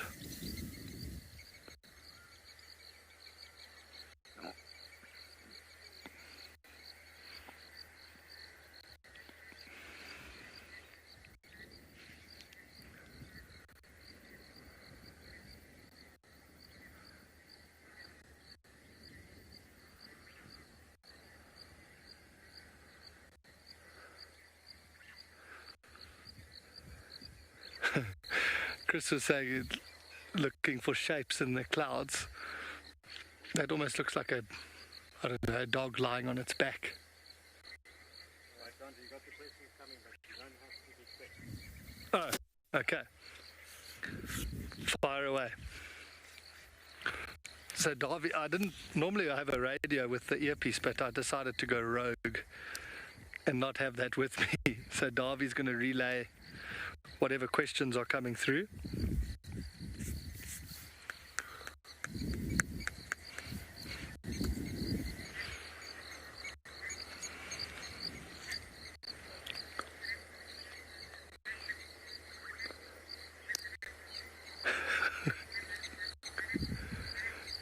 Number 1 from Megan Edwards. Megan Edwards. What's your favorite bird call? My favorite bird call is a dark-backed weaver. It's hard. Fish eagle's obviously classic, but I love a call of a dark-backed weaver. When I get back on the car, I'll have to play it so you can hear it.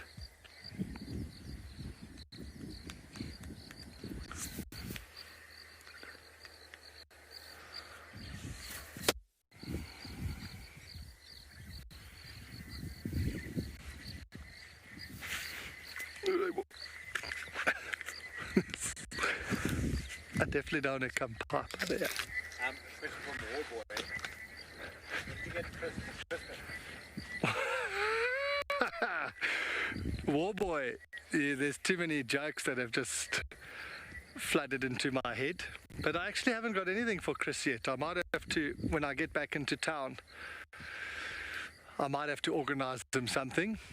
I think he might enjoy a nice bottle of brand wine. That might be quite good for him. Well, otherwise I'll get him a new box that he uses to stand on when he climbs into Wendy. His one's a little bit worn.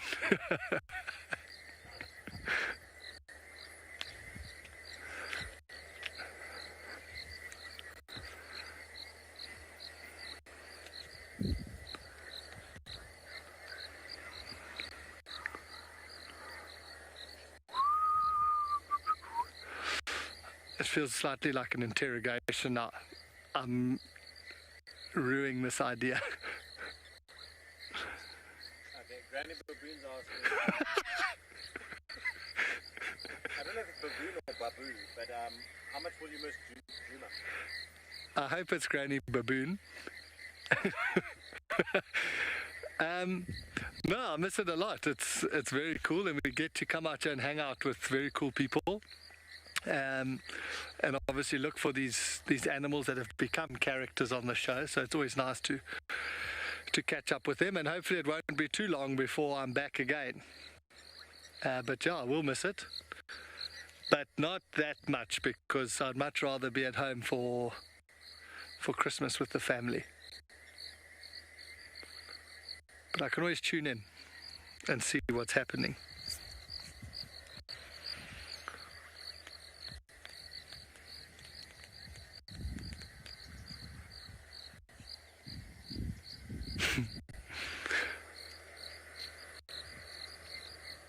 I really hope it was Granny Baboon. Next one's from Christian Casavel. He's 8. Christian Casavel. And he's wondering what time of day is your favourite for game drives? I love the morning game drives, Christian, just because it's typically nice and fresh. It hasn't got too hot yet. There's not much of a wind. And I find it exciting going out and finding out what's happened during the night, by looking at all of the tracks that are left on the road and trying to piece together what all these animals have been up to during the night. That's definitely my favorite sort of drive. And then also I like the mornings because you're not limited by dark. Obviously now we get to enjoy these beautiful sunsets, but it gets harder for us now when it gets dark. The morning drive, there's not as much pressure. Obviously it gets warmer now in summer, but you're not limited by light. So I love the morning drives. Thank you. That's a good question, Christian.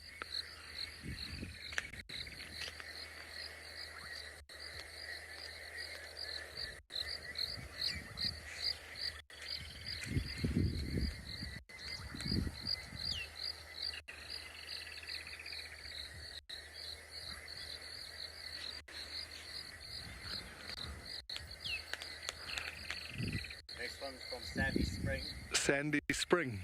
Saying, who cooks the best potjie in your house? And maybe also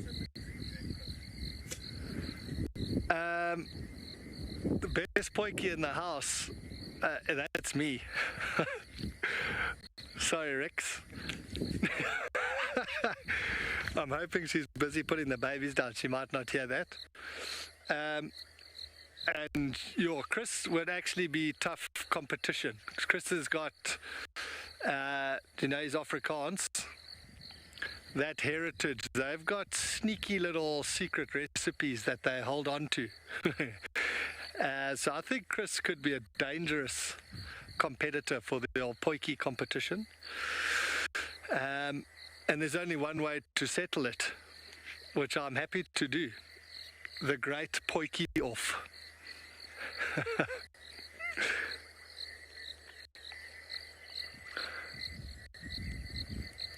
I'll tell you what, I'm glad I don't sit on these trees all day, every day. These leopards are amazing that they can just lie on here.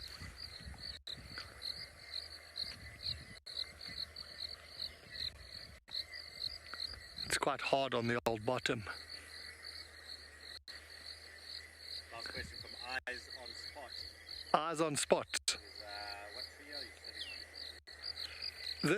sitting on? It was a big, beautiful marula tree that has met its fate, unfortunately. Yeah. but it's provided this beautiful spot. Like I say, this is one of those trees that from now on, every time I drive here, I want to picture a leopard or even lions. Lions would be able to come up here. But can you imagine seeing a leopard or a lion lying on here, just with that stunning sunset behind it? Too good.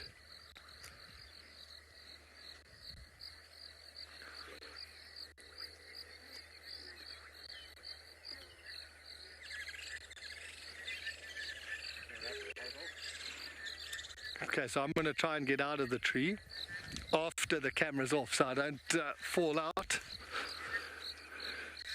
But thanks for those questions. Those are all very, very good.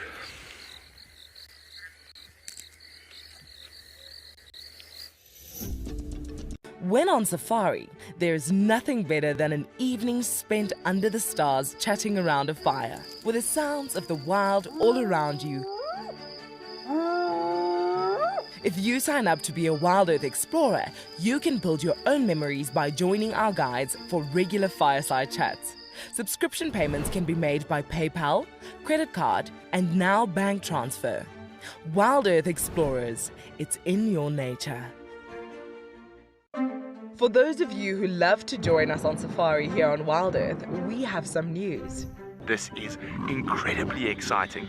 The team have trawled through the archives and found the very best of Safari Live from over the years. Come and disperse there. With locations such as the Masai Mara in Kenya. You can see how close he is from where I am. Tswalu in the Kalahari. It is absolutely incredible. And of course Pinda and Ngala right here on our doorstep. Listen. We have hours of great entertainment that is now playing on our channel. Catch up with guides from the past and of course your favorite animal characters. It's happening. I've never seen this before. The best of Safari Live will be broadcast on WildEarth Channel daily, so jump on board and join us down memory lane. Times for this brand new series are on our website. Guys, have a look at what we've got. This is better than my birthday. Look at that. This is the first time that I ever see cubs this small. This is so special. This has officially just become my best sighting of all times. Tune into WildEarth every single day. It's in your nature. The bushwalk feed allows the camera person some creative license. This is my favorite style of shooting. You have to be mentally and physically prepared. You're shooting handheld in some very strange and contorted positions, always with a straight back, often in the squat position, low to the ground. The creativity comes down to the relationship and sync you have with your presenter. The more you understand each other, the more you'll be able to tell the story seamlessly.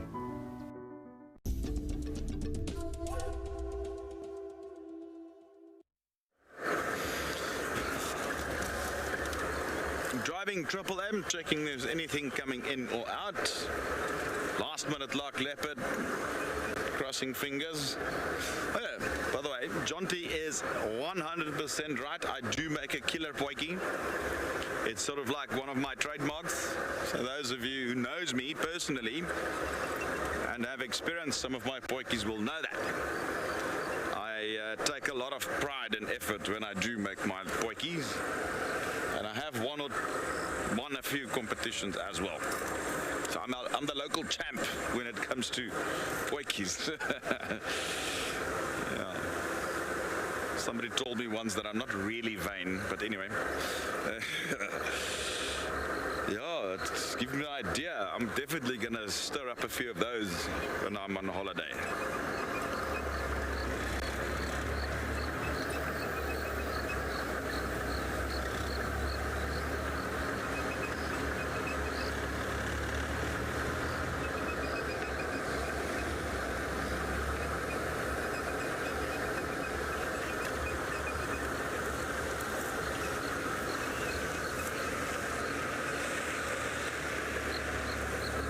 There, Snooty Pop.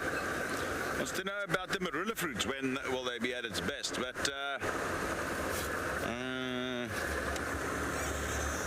Should we go in here, by the way? Yeah. Or we'll go all the way down and come up. Yeah, let's do that. Anyway, around about February is when they'll ripen in full.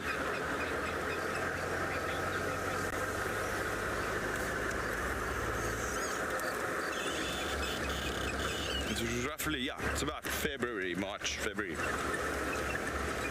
I can't wait. I'm definitely going to make some beer. I make a fantastic marula cider. Very nice, a dry marula cider. And I use the natural yeast found on the skin of the marula fruits. I'm a home brewer, by the way. I make my own craft beers. But I'm definitely looking forward to the marulas. Make a very, very nice beer. And I even bottle it with gas. It works.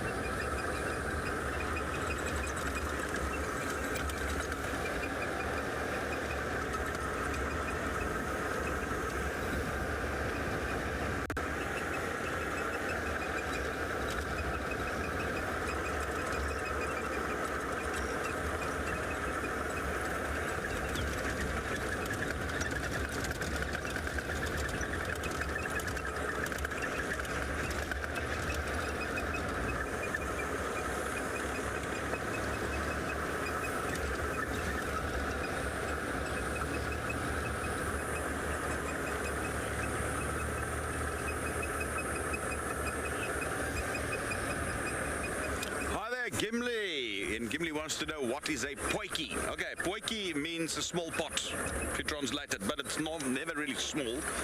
It's a very traditional South African dish made on the open fire with a cast iron pot.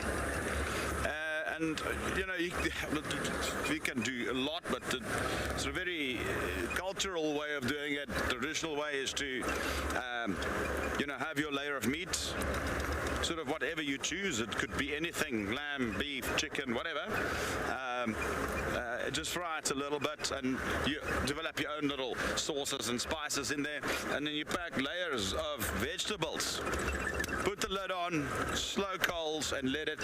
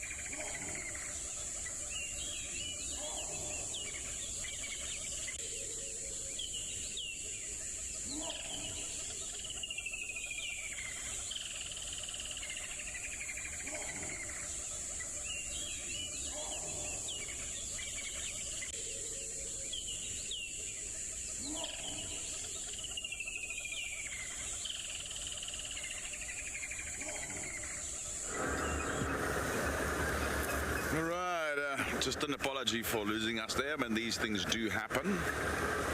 We're back now.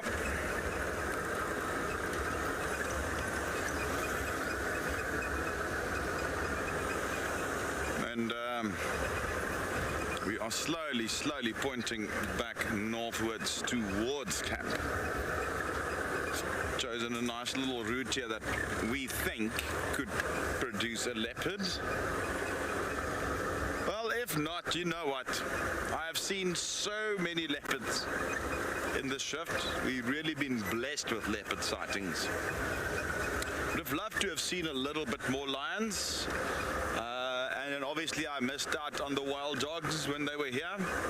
But that's fine. I mean, I do a lot of other safari as well. I do my own private guiding trips that I organize with my guests and so forth. So I'm not, even though I'm not going to be at Juma, I will be around. And I'm not sure when I'll be back here at the moment.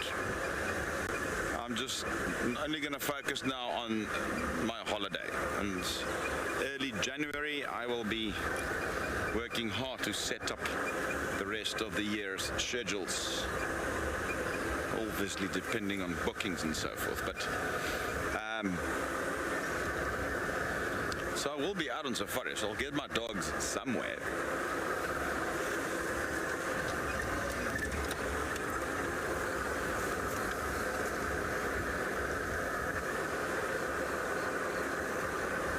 My safaris will not stop here tonight.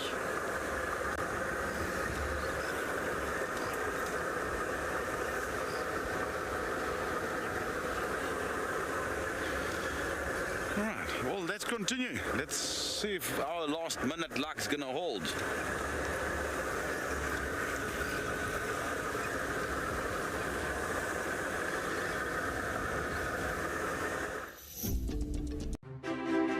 As a naturalist, it's really important that I stay up to date and up to breast with what's happening in the wild and in the world around us. The WildEarth app helps us do that and helps us stay abreast with the live interactions of animals every day. We're going to be here at Stony Point bringing you the African penguin story, and we'd love to see you on the app. See you on the beach.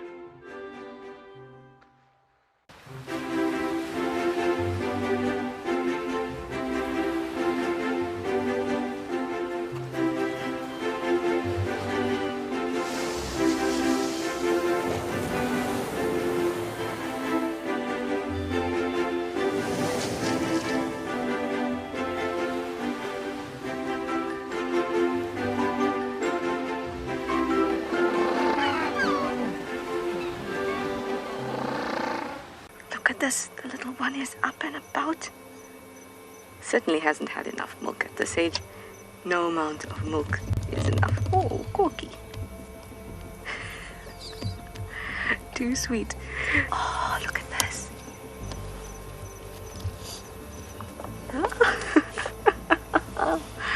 That is stunning. Tune into WildEarth every single day. It's in your nature. I've been a guide for just over 20 years. Started my career in the lowveld of South Africa, and it's become full circle, and I'm back here today, and I'm extremely grateful for that. My favorite animal is hands down elephants. I'm a family man, and the way the family is structured in elephants, it resonates with me, and therefore I've chosen elephants. My favorite activity out in the bush is to track big game. It gives you the opportunity to learn about their behavior in much more depth than just observing them. My favorite sighting at WildEarth was where the Talamati Pride was trying to hunt buffalo in this beautiful, misty, foggy morning. The whole setting was just so surreal, and it intensified, culminating in a near successful hunt. One of the main reasons I became a guide in the first place is to share this wonder with people, and now I get to do it with a much wider audience.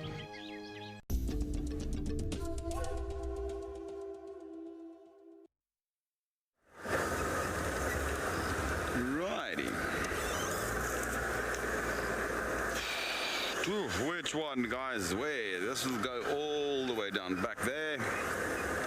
This will go all the way back to the top. This will take us around to the top of quarantine area.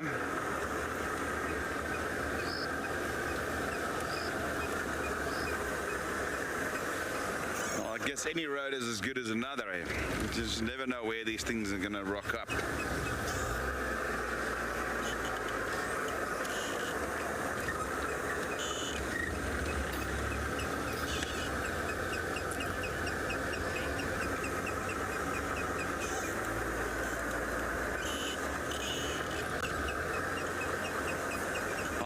Raindrop wants to know if I've got a secret ingredient for my potjie. Yes, I do, and then if I tell you it's not a secret anymore. You know what I like to do is I like to fry some onions first in a good quality oil. I don't like to use normal sunflower oil. I usually use other olive, coconut oil, something like that. And give the meat a good fry, you know? That's one of the key things before you, and then you reduce your heat and then pack your vegetables. I don't like to put in too much all sorts of things. I like to have the natural flavors of the meat and the vegetables sort of merge. Typical vegetables I will use is above the meat will be a layer of potatoes, and I prefer to keep the skins on. It just keeps them intact. Remember, these things cook for a long time, or slowly.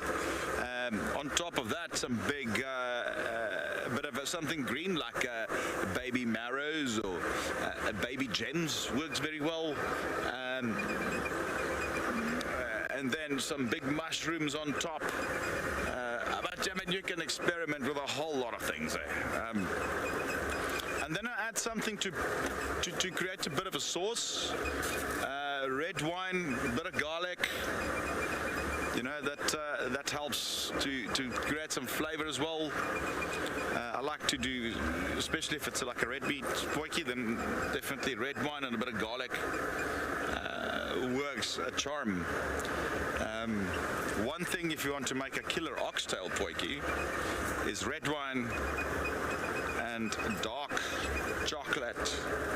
But the chocolate you only add like very late stage, but make sure it's at least 80% dark chocolate. You don't want the sweet potjie, that's not what you want, but that dark bitter chocolate flavor with some red wine, it creates this fantastic sauce and just caramelizes over this oxtail. So I like doing oxtail, it makes a fantastic potjie. And then the key to I think any meal then is to use fresh ingredients. The fresher the better, you know, especially with the veg.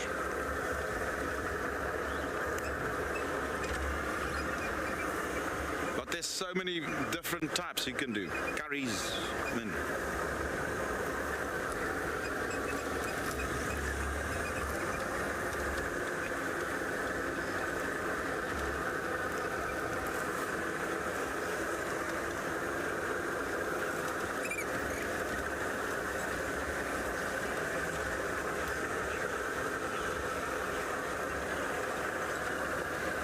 Let's reach out to Jonty, who's still bumbling. See what he's up to.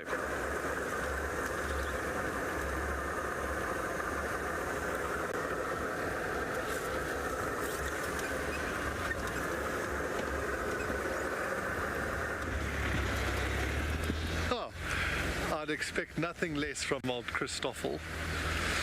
Yeah, but his potjie sounds like he's starting on the right track. At Singita, we used to have potjie competitions, and the different sections of staff, so like management, kitchen, guides, the housekeeping, everyone would have a chance, and for 2 years in a row the guides won the potjie compo. Ian May, what a boychie. And yeah, everyone's got their own little secret little thing that they do. But your good potjie is unbelievable, I've got to tell you. So we've just popped up onto quarantine. We're actually going to head back slightly early this evening because we've got a very cool fireside chat coming up this evening. and I have been given the great honor of joining it. So I've got to go back and get sort of ready, put a lot of makeup on, brush my hair, and be ready for the fireside chat. I think I'm going to be the thorn amongst a couple of roses. So please join in so you can see the ugly duckling in front of the fire.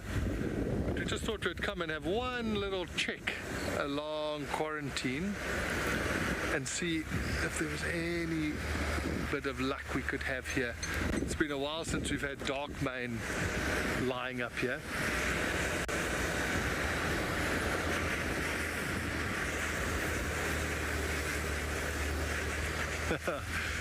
Thank you very, very much, Michelle. That bug went right in my mouth.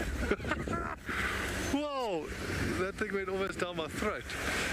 But thank you very much, Michelle, and thank you everybody else for tuning in on the drives while I've been here. It's been super, super cool, and hopefully I'll be back soon to have a little bit more fun and try bring a light-hearted approach to the safari. That's my sort of style.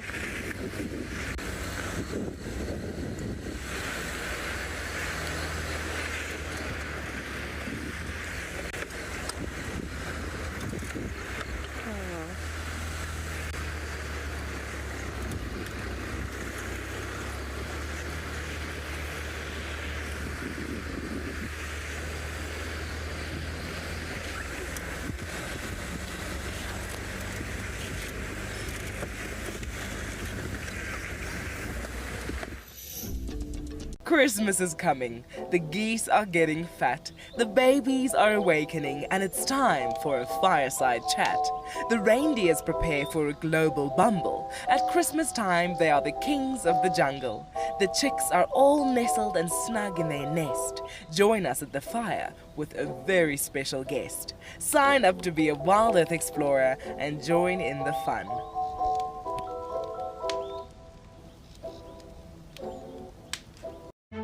Cape Nature is the chief custodian of the Western Cape of South Africa's natural environment.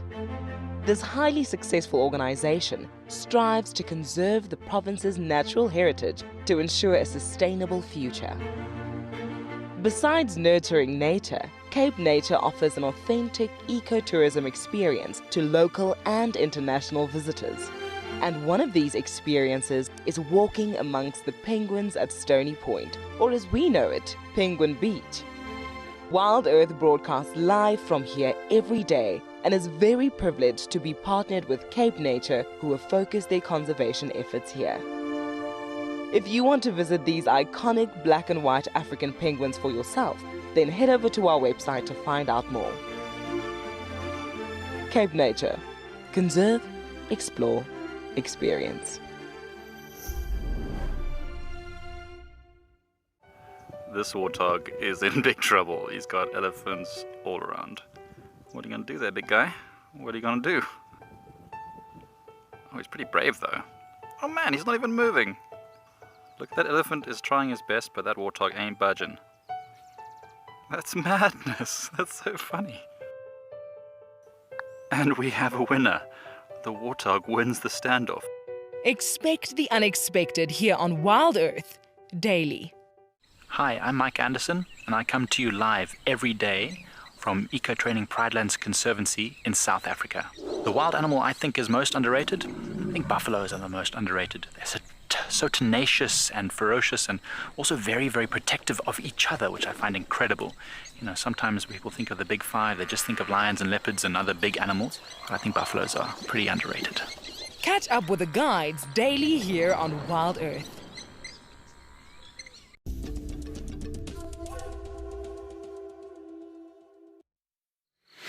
Oh, we're just experimenting there with some stars. Not many out. There's Venus out there. You can see it's a very bright object at the moment. It's the brightest that we have currently. Right.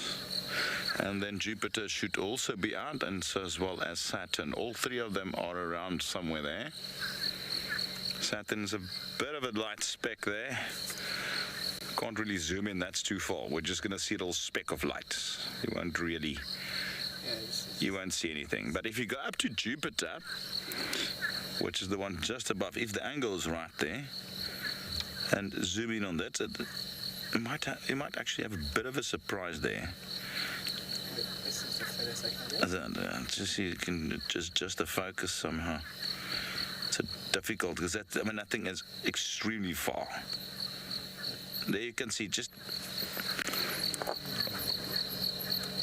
so you can sometimes see the Galilean moons, and I think if you look at, there's one right next to it at about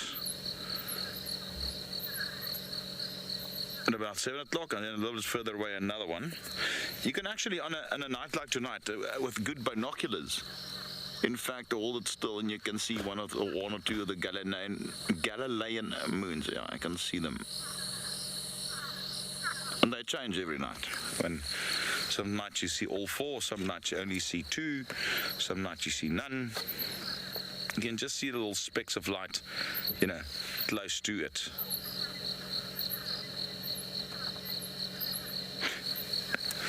Anyway, it's not Jupiter's only moons. It's got 92 known moons, and every year they find more of them. Well, I was just saying to BK as well. This has been an incredible shift. It is the longest one I've done so far, and wow, we've seen such amazing things. And in the next coming days, I've got probably about 4,000 photos to go through of my own. So I will be posting, every now and then some memories of this shift.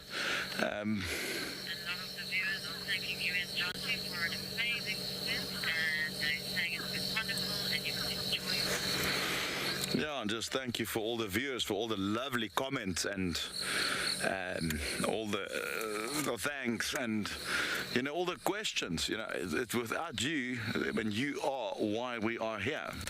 It's all for you. And yeah, I'm not sure when I will be back. Only time will tell. I'm sure it will be relatively soon again. I first need to go back and have some holiday, spend some time with the families and so forth. So tomorrow, Rexon and Tess will be your new guides for the next shift, and then they will take it from there. We'll be out. And we will be on the way to holiday. Well, so make sure you join us tomorrow morning, and then it won't be myself and BK, but you're in great hands. People with a lot of experience, people you know.